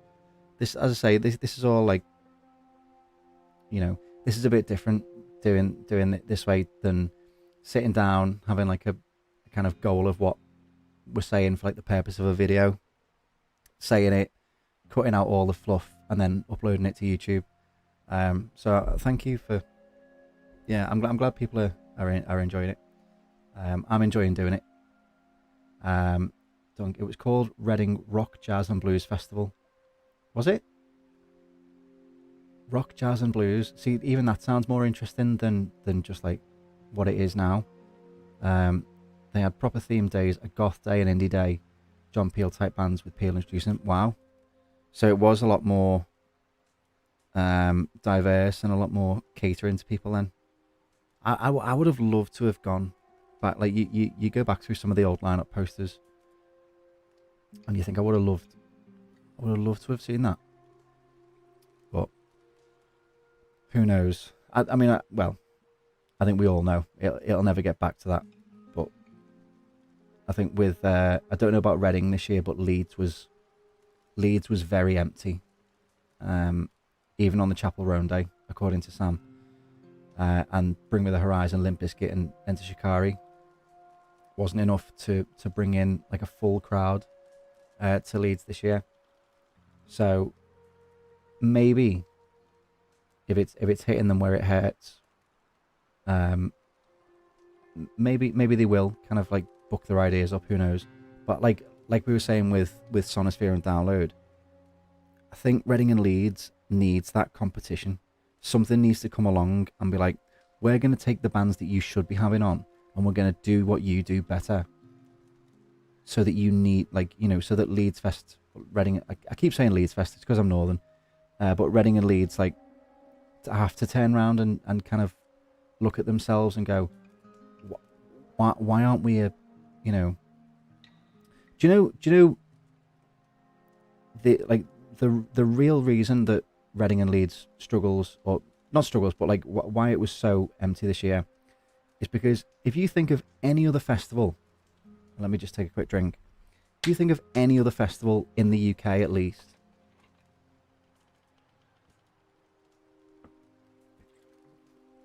Download, 2000 Trees, Bloodstock, Slam Dunk, Glastonbury, Kendall Calling, Boomtown, even.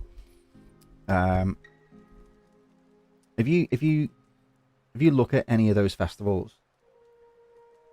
they build a community, and even when they kind of bring in new generations of bands, new generations of artists, it's still within the same scene.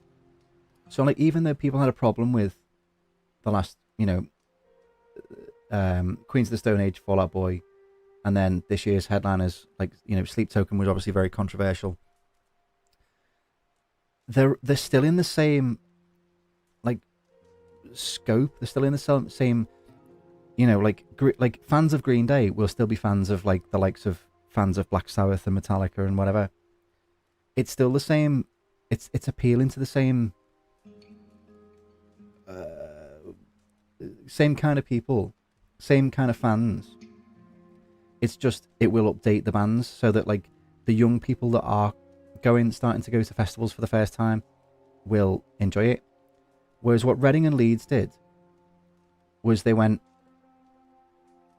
oh, you've aged out of our festival. We're going to appeal to the demographic of young people, regardless of like genre, with no thought for like, there's no kind of consideration for being like, this is the genre that we want to stick to. When Reading and Leeds started identifying themselves as like a relevant festival rather than like a this genre, like X genre or X kind of community festival, what they're essentially saying to their audience is, we're going to go with the latest trends, and once you've aged out of like the youth culture, bye bye, we don't want your money anymore. And so a lot of people turn their back on them because, like, yeah, you'll get like your Sabrina Carpenters who like are like, well, she's not played Reading and Leeds, but I imagine that's kind of where they're going to go in the next few years. You get your Sabrina Carpenters and your Charlie XCX and your Dua Lipas and stuff, and they will have fans of all ages. Don't get me wrong, but what they've essentially gone is these are the popular artists right now. Does anyone get what I'm trying to say? Like these are the popular artists right now. If like we don't care about any consistency of genre, we just want to appeal to what's popular. So if this time next year the most popular band in the world is Lorna Shore, Lorna Shore will be on at Reading and Leeds. Like, one day could be Sabrina Carpenter, one day could be Lorna Shore. And I'm not saying they'll headline because they're not big enough. But what I'm saying is they've got no consistency with the kind of people that they're trying to bring in. They're not trying to create a community. They're trying to tack on to the latest trends. They're trying to be who's big on TikTok, who's just made it big on TikTok. We'll have them. Who's like who's big on social media, we'll have them. And yeah, there is a place for that, and that's like how new artists are being made. I'm not trying to say that that's something to shy away from, but when you build your entire festival identity around that concept rather than just like trying to put together like a cohesive, and it's different for things like Glastonbury is so big that it doesn't matter. It literally does not matter who's playing Glastonbury. But when you've got like a festival like Reading and Leeds that it is starting to struggle a bit more year on year, it just feels like the turning round to those people who've been there. I mean, we've been every year since 2017. Only doing days and stuff like that. We've never actually camped at Leeds Fest.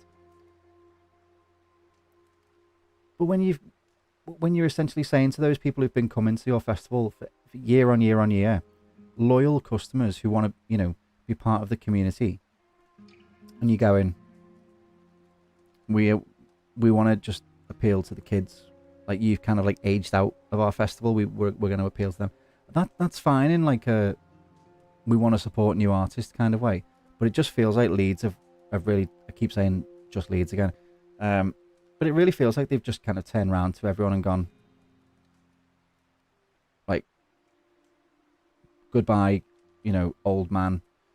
And I think it's rubbed people the wrong way. Sorry, that was my little rant. I went off on a tangent there. I apologise. Who are we saying? Eiffel 65, Lou Vega, Bob the Builder. Yeah. No notes. Can we have just Neil Morrissey on stage? Victorious is the same weekend now. Seems to have taken some of the traditional Reading and Leeds market. Yeah, that's the thing as well. There's such an oversaturation around the bank holiday weekend, and there's been like a kind of meme over the last few years that it's just like it's all the kids who get the GCSEs and then it's their first festival. Like that's fine. I'm not trying to like say like young people. I feel like such an old man saying this, but when I say young people, I mean like 16-year-olds, which obviously I am not one of anymore. Like they should have like a place to go and whatever, like a holiday thing, that's fine. But when you build the entire lineup around, well, we're gonna cater to the 16-year-olds rather than the people who've been paying money to consistently come here year on year, and use that as an opportunity to introduce those 16-year-olds to those artists that have been playing. That to me feels like the reason why they're struggling. That's kind of the reason why they are where they are. Um, excuse me. I don't know what's up with my voice. Yeah, indie's making a comeback with a younger audience, so they'll probably pay off. But yeah, that's the thing. Like trends are cyclical, and then in a few years' time, after the indie thing, there will be something else come in, and like rap might come back and stuff. I do think they should have like at least one legacy artist every year. Like if you're gonna have like the like the current thing, have them alongside like a Killers or Eminem. I'm waiting for Eminem to come back, to be honest. But yeah, it just feels like it doesn't really have an identity anymore. It doesn't really know what it wants to be, apart from it wants to be relevant.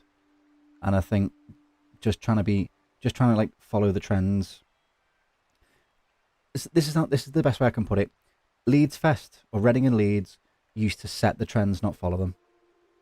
And now it feels like they're just desperately trying to think what's popular, rather than going, here's some artists that we believe in, that we want to present to people. That's the best way I think I can describe it. What a dual headline! Yeah, that would be an insane. Yeah, I'd actually go if it was. Yeah. We used to say Reading and Leeds was getting more and more just like listening to Radio 1 instead of being a special underground festival. Yeah, yeah. I mean, they do have the Radio 1. They still have the Radio 1 stage at Reading and Leeds. I know there's like the BBC introducing stage. They do work very closely with the BBC, don't they? But you're right. Yeah, it's like, yeah, that's it.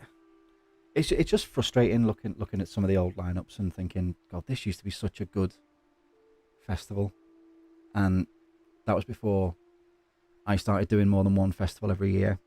And Download always won. God, my voice is really starting to. It's all this talking. Not used to talking for so long. I think the overall young crowd can put people off as well. I've been told there's not a lot of festival etiquette. There, you get that anywhere. Yeah. Dan, I don't know if you've seen our video from Reading 2022. Yeah, there is absolutely no festival etiquette. Well, no, that's a bit unfair. Most people are nice. It was like there wasn't any nasty people until like maybe the Saturday of the festival. Unfortunately, by the time it got to the Saturday of the festival, that nastiness was, like we had to go and speak to the security on site because where we were camped, and admittedly we'd done it to ourselves. We'd camped on like a main path, but there was like 30 guys in ski masks and balaclavas came over to the campsite next to where we were camped, and had like disassembled a gazebo and had taken the poles out of the gazebo and started like smacking them against people's tents and using them to attack people that we were camped next to, and people just like running through our campsite to try and get at people, and we were just like, what is going on? I do think That is the yeah, Dan. Yeah, thank you for watching it because, but like even in the video itself, I don't think we really showed what it was like. You know, like after the fact, it came out that there was a guy arrested about 50 feet from our campsite for having a gun. How do you get that into a festival? I mean, I know how because like the security's obviously not doing the job, but why would you even think to bring something like that to a festival if you didn't have the intent to harm someone? Again, like some guy was arrested. I have to find a YouTube friendly way of saying this, for having a rucksack full of syringes full of some not very nice things that would be used to do some not very nice things to people. And again, it's like, why? There's only one reason you're bringing that to a festival. Why would you ruin someone else's weekend? Why would you take time out of your own weekend to do that? You know, and that's just a culture I cannot understand. You would never get that at 2000 Trees or Download or Bloodstock. You know, and then all the fires on the last night. I remember I was stood in the queue to return my there's like power banks, you like the 24-hour power banks. I was returning it, and we saw an ambulance go through the campsite, and the guy behind me just very casually went, "Oh yeah, someone's been stabbed." Okay, just so matter of factly, just like, oh okay, I guess that's what's happening then, is it? And then that night, it's in a way, it's a good job that Rage Against the Machine pulled out of that, and it was the 1975, because I think that would have just wound people up even more. But that Sunday night, and it's kind of in the video, but I wasn't really thinking about filming in that moment. Like I had packed up my stuff and was Googling hotels in Reading city centre, because tents were being set on fire. Apparently one tent was set on fire with somebody still inside it, and was very lucky that something terrible didn't happen. People like throwing people's clothes onto fires, and aerosol canisters causing fireballs, and it felt unhinged, but not in like like Bloodstock was unhinged in a fun way this year. It just felt like absolutely psychotic, and I will never ever go to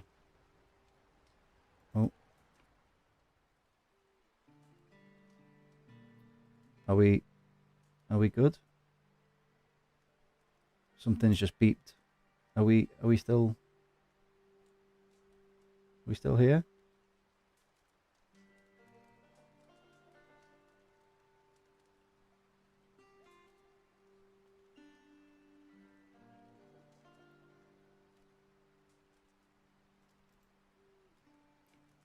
Are we still there? Yeah. Cheers, Dan. Thank you. It's just boodling on the screen next to me. I was just like, what? Yeah. Sorry. What was I saying? Yeah, it was just not a very nice place to be that last night of which is a real shame, because the Saturday in the arena, everything was fine. You know, we were having a great time. Pendulum doing that secret set, and then Rao from Shikari coming out with them. Shikari, Bring Me the Horizon, Arctic Monkeys weren't as good as I was expecting them to be, but still glad I went. Dunk, we were at Leeds Fest in the field where about 20 toilet cubicles were set on fire. Kids cheering, police dogs barking, helicopters overhead. It was like a war zone. Wow, what year was that? Because we started going for the day in 2017. We've never camped at Leeds. I've only ever camped at Reading that once. But there's always been a day since 2017 that we've thought, you know what? That'll be a good day out. And until this year, you could always get back into the campsite afterwards. You could always, you could. I mean, I don't think you were supposed to, but you could always like sneak back into the campsite, go to the co-op, get a couple of cans, and just kind of like wander around the site until the early hours of the morning. And then this year they kind of clamped down on that, maybe because of security issues. But it was always a laugh, and we've never seen any issues at Leeds. I think we did see a fire one time. And obviously things do happen. There have been things in the news. Unfortunately, there's been some quite bad horror stories. But we never actually saw anything ourselves. So going off just what we've seen, Reading is infinitely worse from what we've seen. But I'm sure good things happen at both, and I'm sure bad things happen at both. It's not, time flies. It was 2003. Well, I mean, the most famous example is Woodstock, 99. I don't think we'll ever see anything as bad as that again. Obviously there was, I think that was it 2007 that Download had riots. And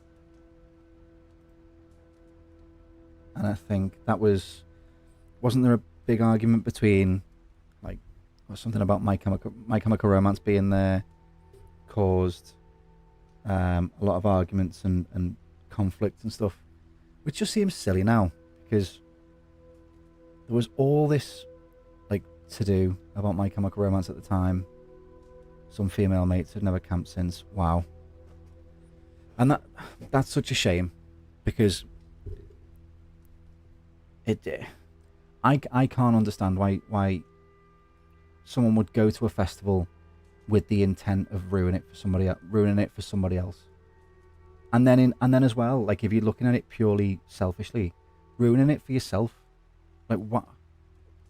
Why would you go to a festival just to do things like that and hurt people and cause trouble?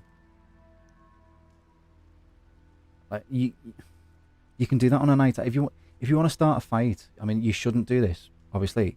But if you do want to start a fight, you can do that in a Wetherspoons car park. You don't need to pay £350 for a ticket to go to a festival. If you want to get blackout drunk, if you want to do all sorts, you can do that any weekend, any night of the year. This is just the final night. Yeah, people going mental crazy. Yeah, I think it's just people have it in the system, and then people take it a bit too far. And I look, we've been a bit crazy at festivals as well, but there's being a bit crazy, being a bit drunk at festivals, and then there's I think going out of your way to purposely cause trouble and hurt people. I will never understand that mindset at all. So I've got loads more tickets here. I'm just going through because I've got an entire, as I said before, I found an entire book's worth of tickets. That's not even half of them. And it's how good were physical tickets? I've just found this one. Defenders of the Faith. That's that one. That was Trivium headlining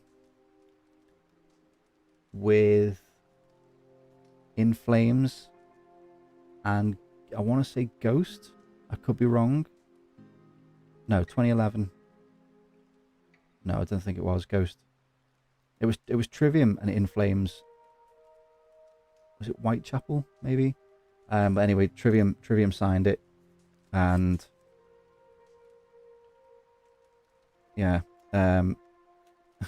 we were waiting by the tour bus, and it was a cold, wet December night in Manchester, and Corey Beaulieu from Trivium, the guitarist, took Chris's ticket and as he was signing it, he like dropped it, and it was windy, and the ticket got blown under the tour bus, and so Chris is like shimmying under the bus to try and get his ticket back, and we're all going, you should have like just said, oh, that ticket's gone. Like, Corey's lost my ticket, and see if Corey could kind of go, oh, well, I'm really sorry about that. We'll put you on the guest list or something like that. But they managed to get it back in the end. But, you know, sometimes you've got to just take your chances, see what comes out. My first ever Enter Shikari show, Saturday the 8th of October 2011. That was 14 years ago last week. Insane. I am old. Yeah, speaking of my band before, that's we didn't that's two different tickets there. That's Dream Theater. We didn't play the Apollo. Kadolisha, see. So that's just Kesha, except you pronounce the dollar. Yeah. We thought it was funny at the time. Machine Head. That is the £30 for Machine Head, an audience with Machine Head. Mental. Yeah, I could be here for hours going through all of these. Cancer Bats. Bring Me the Horizon at the O2 Academy in Liverpool, which holds about 1,200 people. Can you imagine Bring Me the Horizon playing to 1,200 people in a tiny sweatbox in Liverpool now? AC/DC. You want to look at the state of ticket prices. AC/DC at the Etihad Stadium in Manchester in 2016, June 2016, £72.50. How much do you reckon that would be today?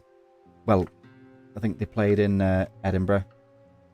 Was it a few months ago? And it was about double.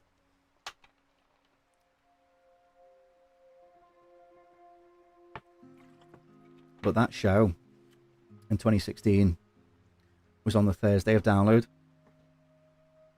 So in 2016, we went to Download on the Wednesday. Got all the tents and everything set up. Obviously, you know, games and drinks and stuff on the Wednesday night.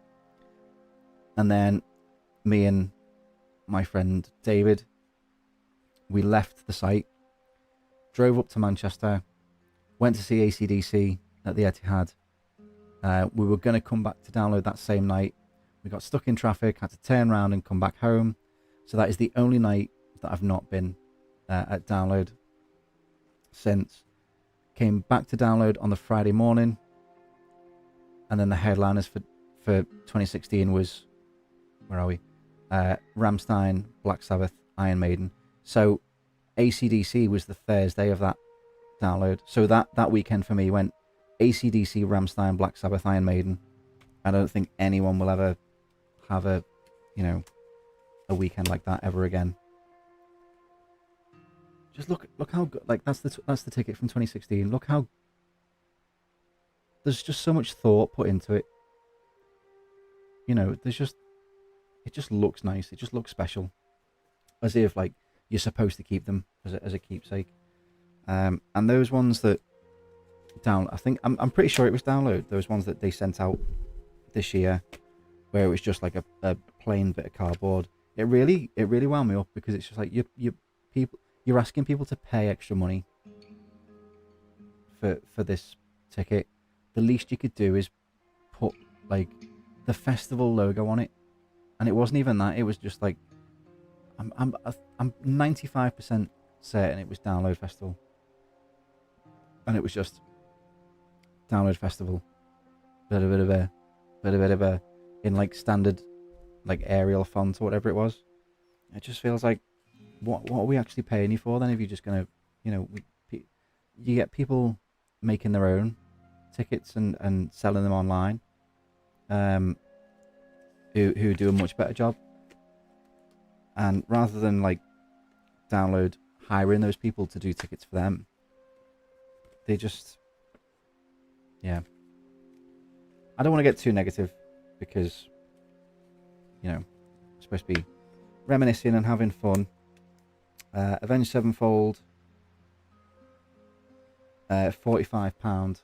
Avenged Sevenfold, Disturbed and In Flames, £45, 2017. Red Hot Chili Peppers and Baby Metal, it's a strange combination, £60 in 2016.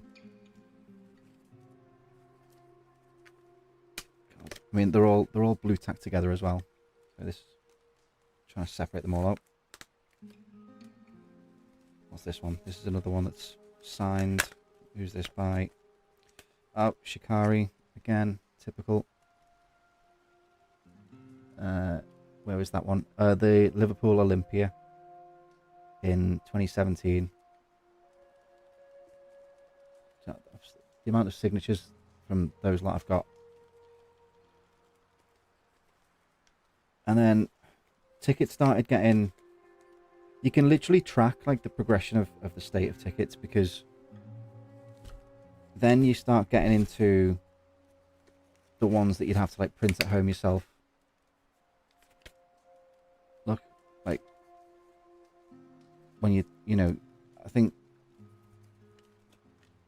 everyone went through a phase of like, well, we can send you a ticket, or you can this one is cool. This is probably, that is actually probably one of my favourite tickets that we've seen so far. That's the glare. Rammstein, Coventry, and it's got the actual like stage and stuff on it, and then yeah, it's got like £73.50 for a Rammstein show. That's ridiculous. But apart from that, it was like, just print them out yourself. We can't be bothered. We'll send you the design. You print it out yourself. You do the work. Could free concerts happen? These days, we saw Biffy Clyro, a few others, then Limp Bizkit headlining 2003 at Finsbury Park, free gig. Yeah. Obviously, it depends on the band, doesn't it? I think the most famous one was obviously Rage Against the Machine when they got the Christmas #1, and they said, if we get Christmas #1, we'll do a free gig, and that is the only time where a band that is headlining Download has played a gig. I think maybe Kiss did it once as well, but that's probably the most famous example. But that was a free gig in Finsbury Park, and I think it's all online to watch, or they made a DVD out of it, I don't know. And all the money raised from like food and merch and stuff sales, or all the profits, went to homeless charities. I think they ended up raising like £200,000 for charities. And like some of the bigger bands definitely have the ability to do things like that. But with the cost of, you know, putting on events, it's like, what bands are going to want to take that risk on it? Leeds used to have a free annual weekend festival too in some park. I remember Fu Manchu, Pulp, good times. Yeah, like I think the cost of putting on some of these events now has just skyrocketed so quickly that a lot of these companies are just trying to, like, apart from like the Live Nations of the world, some of these promotion companies are just trying to stay afloat, really. You know, like I know a lot of artists are like, people think some of these artists that are, you know, maybe not headline bands, but some of these big artists that are playing festivals all over the world and doing world tours, like they're barely getting by. That it's not really even like it's like an average salary for the band members after like production costs, touring costs, and all that kind of stuff. It's just like your average wage job, which isn't to knock it, because if I could get paid an average wage job and still travel the world and, you know, I'd bite your hand off for it. But when it comes then to having the capital to then put a big sum of money into a big gig, a big event that you are going to essentially give away for free. Uh, I think there aren't as many bands these days that can afford to take that risk. But it's definitely something I'd love to see more. You know, um, obviously, what was the other one? There was another free event recently. I can't. Yeah, my mind's gone blank, but I'm sure there was another free event recently. But yeah, all these now are just like print it at home, do it yourself kind of thing. I mean, they're less fun because you've got to like cut them out and stick them around and stuff. Miles Kennedy there, Miles Kennedy and the O2 Academy in Liverpool. That was 30 quid. That was during the 2018 World Cup, and England beat Sweden that day. And I think Miles Kennedy made a joke about the football, and yeah, something I can't remember what he said, but I think he ruffled a few feathers. But that was in the middle of July during a heat wave during the World Cup, when everyone was like, it was glorious weather. Everyone was out in the pubs watching every game. And Miles had to like stop playing some songs halfway through because his fingers were sweating on his acoustic. That he had to like stop. He'd like stop after a chorus and like before he goes into the bridge. And so he'd like try and do it, try and like mask it as part of the song, and then he'd just grab a towel and have to like wipe down the strings of the guitar before he carried on playing because it was just everything was just covered in sweat. Yeah, they're the kind of gigs that you remember. Yeah, and then that is I think that is the last ticket that I have, last like paper ticket that I have, physical ticket, which is Biffy Clyro, plus special guests, which were Architects. That was on Bonfire Night in November 2022, which loads of us went to. That was a really good night. We got a chance to just see people that we'd not seen for a while. And like going back to what I was saying at the start of this stream, that's kind of why we started the channel in the first place. Not you can film, you can go to all these gigs and film these like the band playing songs and stuff, but you can watch that however many, like, there's thousands of live videos that exist on the internet of the same songs sometimes, and there's not that much of a difference apart from you can just go, I've got that from that's where I was standing. And what we try and do with our videos is like, it's like you're coming with us to watch the band. It's not just like where just gonna point the camera at the stage and let it's like come and stand next to us as you're watching the band, and like hopefully makes it feel a bit more personal, because I'm getting to the point now where I'm sick of seeing Carl. Happy birthday, mate. Great meeting you at Download this year. Great meeting you too as well, Carl. So I'll come back to the other thing in a second, but yeah, thank you for the birthday wishes. I know you can't see the thing there, but yeah, 4 years. When we first started out, I didn't really think it was going to be anything. It was just like a place, we came out of lockdown, and I just thought, I just want to film some memories, like during lockdown, and chatting with Rob from TPD, and I just said to him one day, I was like, I wish I could do what you do. and have those memories to look back on. And he just went, well, why don't you do it? I was like, well, no, I wouldn't really know how to like put videos together like you do. And he was just like, well, just film it and see what happens. And then a few weeks later, you know, we started making videos, and that's kind of where we went from there. But it was never, there was no intention to be like, well, right, in 4 years or in 5 years, whatever, we want to have this many subscribers, and we want to be doing this many videos a week, and we want to be doing this, we want to be doing. There was no plan. It was just kind of like,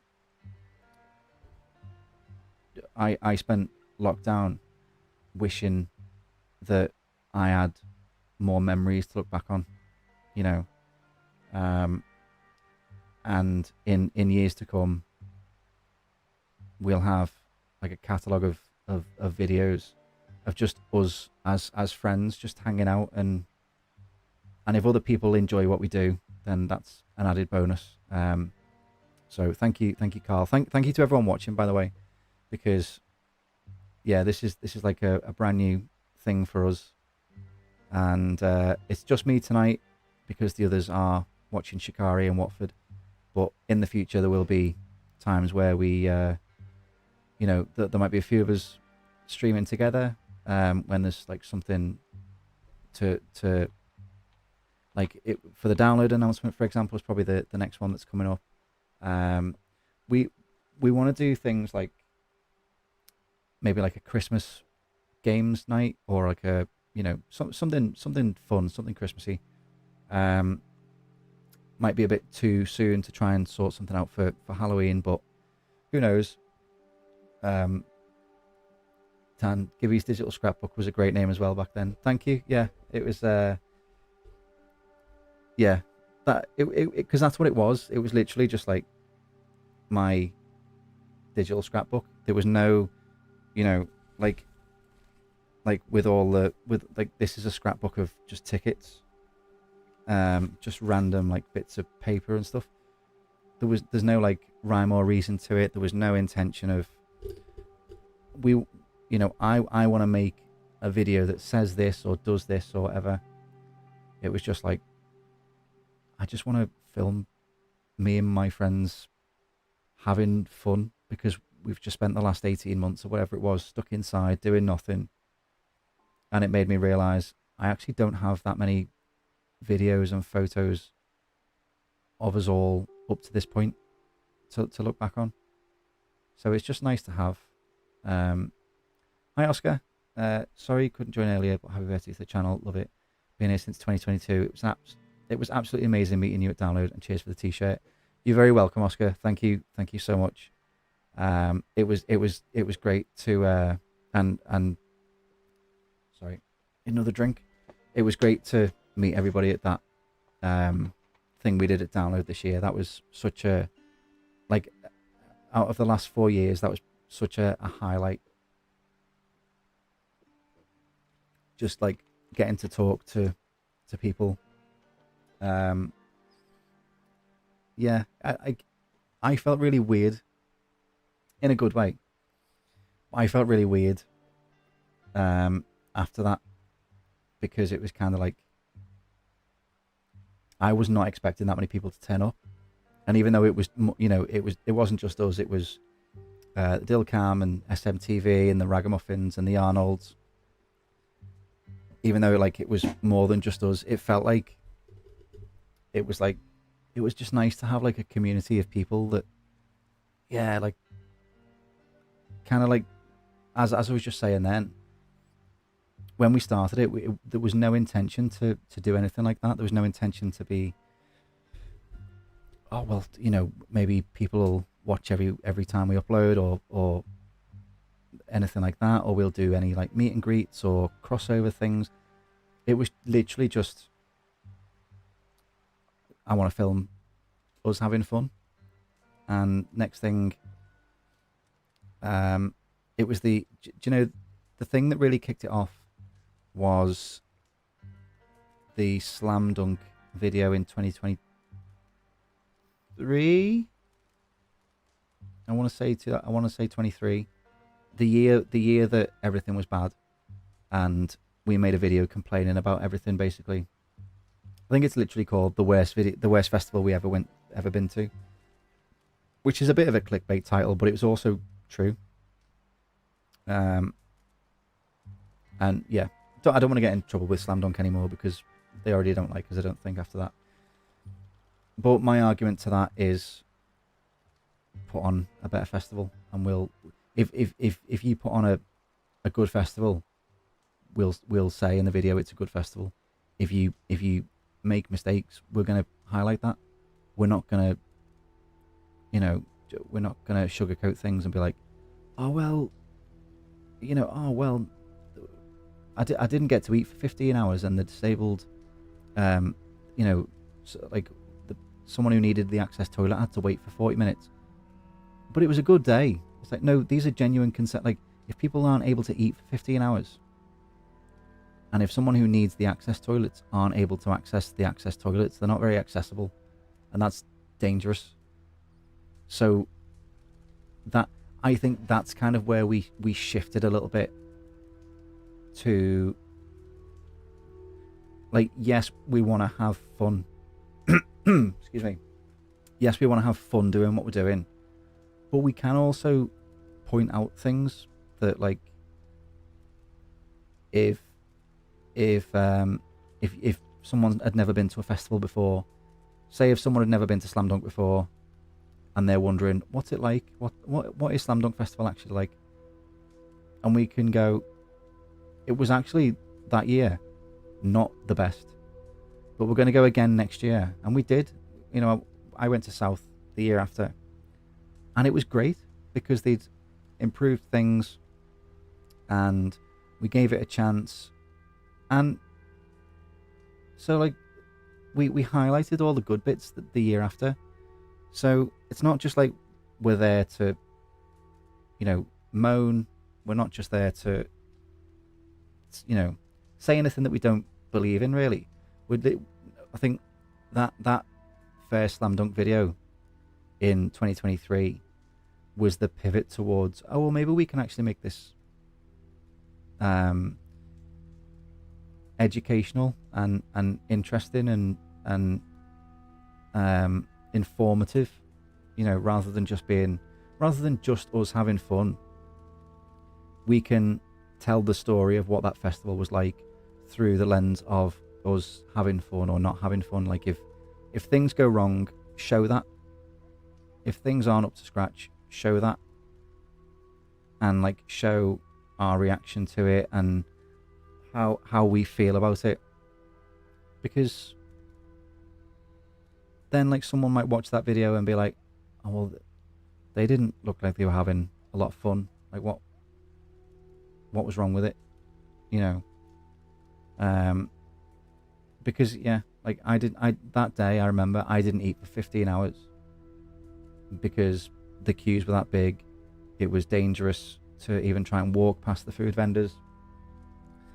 And then by the time the queues had all settled down, it was because all the food had sold out. So it was kind of dangerous. So we just wanted to, highlight that. Not in a nasty way, just to be like, yeah, that's actually what it was like that year. And whereas, like, festivals that we'd done before that were just like, here's us having fun, here's the fun thing that we got up to, here's this band that we went to see, here's this. And I think that video, that Slam Dunk video, was the pivot into something else. And that was, I remember being, I think, where were we? Were we at Download? We must have been at Download. And I remember seeing the counter, the subscriber counter turn over to 100. And I was just like, this is like a thing now. This is like a real, people are actually, like, enjoying what we're doing. And as I say in these videos now, like, that means the absolute world that yes, it started out being like a let's just film ourselves having fun, but that when we did actually have something to say, people responded to it, and not everyone agrees, of course, but the fact that people like, you know, we always try and educate people about our experiences, and just so if people want to make a more informed decision about things. Um, and again, that's why we do like the festival, like the food awards. Um, not so much like as like a review, because like you'll get other channels um, doing similar things, and we don't really want to like just repeat the same things that everyone else does. And I'm sure they'd say the same, that everyone kind of wants to put their own little spin on things, and so we're not just gonna go, here's the food review, here's this, you know, this the review of this. Like obviously I know TPD do their toilet reviews and stuff. And that's their thing. That's great. That's what's worked for them. Um,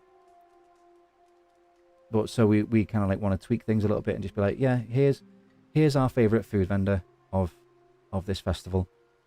And then so that if you go to another festival and that food vendor's there, you'll know, oh well, they enjoyed that food, you know, maybe I'll enjoy that food. And Slice One Brother, that pizza place that we saw at 2000 Trees and at Kendall Calling, they said that a few people went to them and said, oh, we saw you on YouTube on the thing. And then the company, like the girl that works at, or one of the staff that works at Slice One Brother, said that to us, and we were like, just can't believe that people are actually,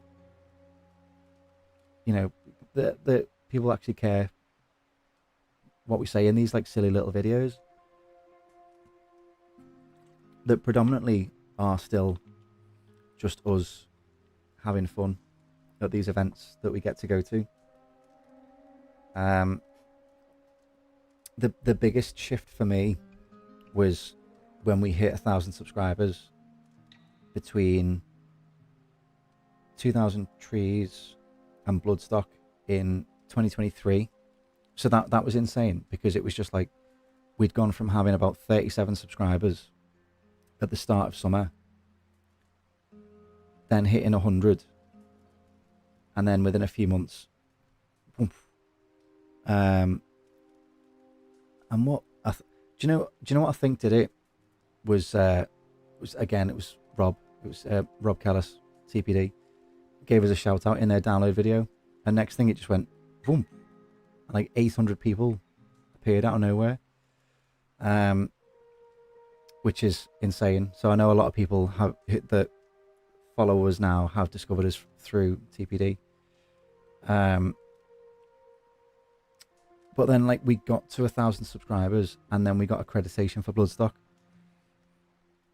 and that was when I was like, what is going on? We've been given two press tickets for Bloodstock to come and make a video about us, about our experience at this festival. And that was the moment I was like, yeah, like we can do something with this. We can have a bit of fun, but like we can actually help people make informed decisions on you know, and I'll never try and like tell anyone you should do this or you shouldn't do this. But the fact that like people take on board what, you know, what we've said in our, because all we can do is speak to our own experience and then pass that information on to other people in an entertaining, hopefully in an entertaining way. And then to see, you know, so like that, yeah, that was like the summer of 2023 was like the big leap from, this is just like silly memories and things, to like, well, what if we actually tried to do something more. And then so now it's kind of like finding ways to like make the like to give people information, but to make it fun, you know. And I think hopefully that's what we do now. And we're always trying to find new ways to improve on that and to get better. So yeah, thank you to as Carl and Oscar have just said then, for like that meetup at Download was like it's weird. It's like seeing numbers on a screen is like you lose sight of it sometimes. You can just be like, oh well, that number wasn't as high today as yesterday's number. Oh, and I'm not really bothered, but actually getting to meet people and speak to people, and suddenly like every one of those numbers is a person that we end up meeting at a festival and chatting to. And if someone says like we really enjoyed that and we've made the decision to come to this festival because of something that you've said, that means like so much. I don't actually think there are the words that I can say to, I don't think I have the words to kind of convey what that means. That it just started out as some silly, let's just record some memories and stick them on YouTube and see what happens, to now where like we're friends with all these other amazing creators, and we get to do like these collaboration things and events and stuff, and we get to meet you lovely amazing people as well. So genuinely thank you so much, because it does mean so much. Yeah.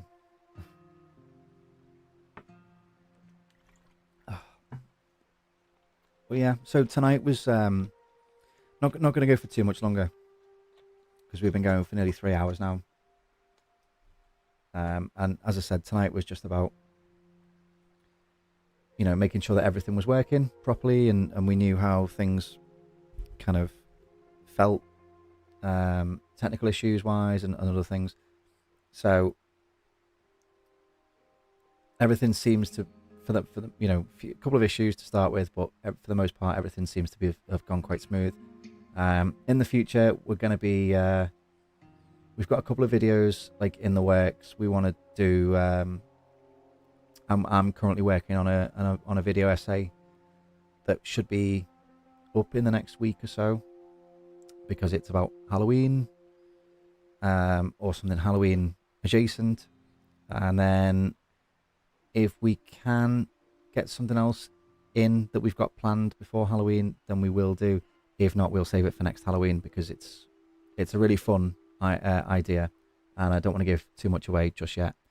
And then obviously we've got the download announcement thing on the 3rd of November, and that's at 9:15, as they've announced, 9:15 in the evening. So we might do a live stream for that. That might be the next chance we get to do like a live stream. Come on a little bit early and see, it'd just be nice to chat to people about it and react to it all together in the chat and stuff. So if you'd like to, see that, let us know. We've got so the every Sunday between now and Christmas, we've got a highlights video from Back to the Beginning. So we split it up into like all the footage that we filmed for each band, like each segment throughout the day. They've all been up on our Patreon for a few weeks now. But we we just kind of like phasing that out, because I've just got like loads of like this footage just sat on my hard drive doing nothing. So I thought we can throw it out, and then I can delete stuff, and so they'll be coming out one video every Sunday, and some of them are only like 3 or 4 minutes, and then some of them are like 25 minutes, half an hour, depending on how much footage we managed to get on the day. Not really anything structured. It wasn't, it's literally just the footage that we had spare. Yeah, the download reaction is in start of November.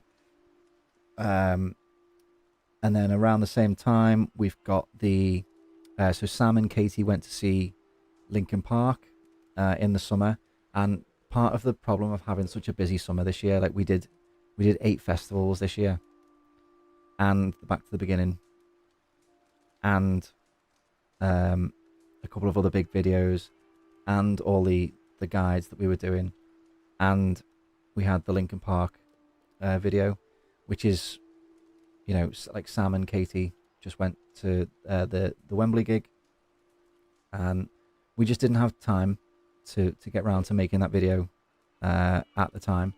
So that again has been on our Patreon for like a week or so now, whatever it is. But it'll be coming to YouTube, an edited version, because we, Patreon gets all the fun stuff, the bonus extras and things like that. And then like an edited version will go on YouTube sometime in November. Me and Sam want to do this discussion video about President, because we have very conflicting opinions on things. I won't say too much because we've got a lot to say in that video.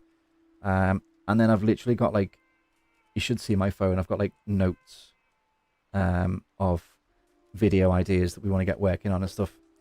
So yeah, loads still to come. And the 2000 Trees announcement when it happens, obviously, and as we said before as well about Arctangent, Kendall Calling, all these festival announcements still to come. So yeah, we've got lots on, busy, and some like really out there kind of video. Well, not out there kind of videos, but I suppose like different to the things that people might expect us to do. But I'll say no more on that for now. But they're videos that kind of might not be done until the start of next year. And then we've got, when's one Christmas things. We might be doing like a Christmas games night or Christmas party. We could do that as a live stream. We could stream playing, like, get any games or anything like that. Sam is actually much more experienced at live streaming than I am. So Sam streams on Twitch. If anyone wants to go and check him out, his name is Bam Bamson, BAM for mother, BAMSON. And he's currently in the middle of stream. Well, not at the minute because he's watching Shikari without me. But if anyone would like to go and check out his channel on Twitch, he's currently playing the Ezio trilogy of Assassin's Creed games. And yeah, so we were thinking maybe like if people would be interested in watching us playing any games like that, we could do like a separate thing. I really want to, I mean, you might have been able to hear in the background, there's like campfire noises and music from Red Dead Redemption 2, which is my favorite game. So I would like to do maybe something with that. And then next year, obviously, there's GTA 6. So if people would like to see us branch out into like, doing different things, because we think like we're called the Alt Vault. And yeah, we talk about festivals and music and things like that. But there's more to alt culture than just music. Like, films are alt culture. Like games are alt culture. I really want to do a live stream of I really want to do a playthrough of Brutal Legend.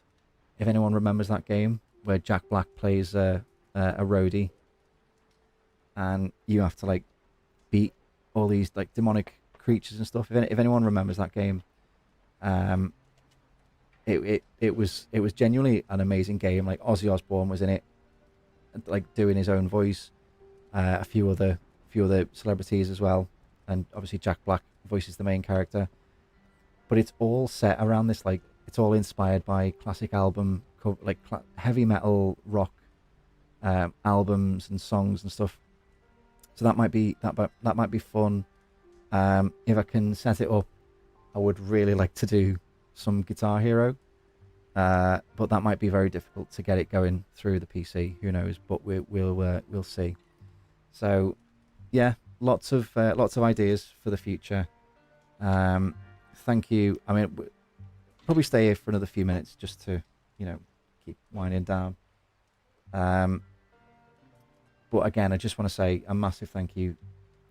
It's been an amazing 4 years, and we don't want to slow down. If anything, we want to keep going, because we're excuse me, we're always really busy during festival season, and then we do nothing. What it seems like for about 6 months, and although it's nice to take a break, every now and then, I would like to find other things that we can do outside of festival season, because it's interesting to me, and hopefully it's interesting to other people as well. Anyway, my voice is really starting to go now, if you couldn't tell. So I'm gonna go.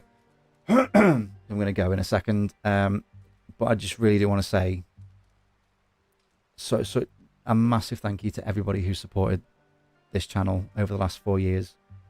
It has been, it's given me some amazing memories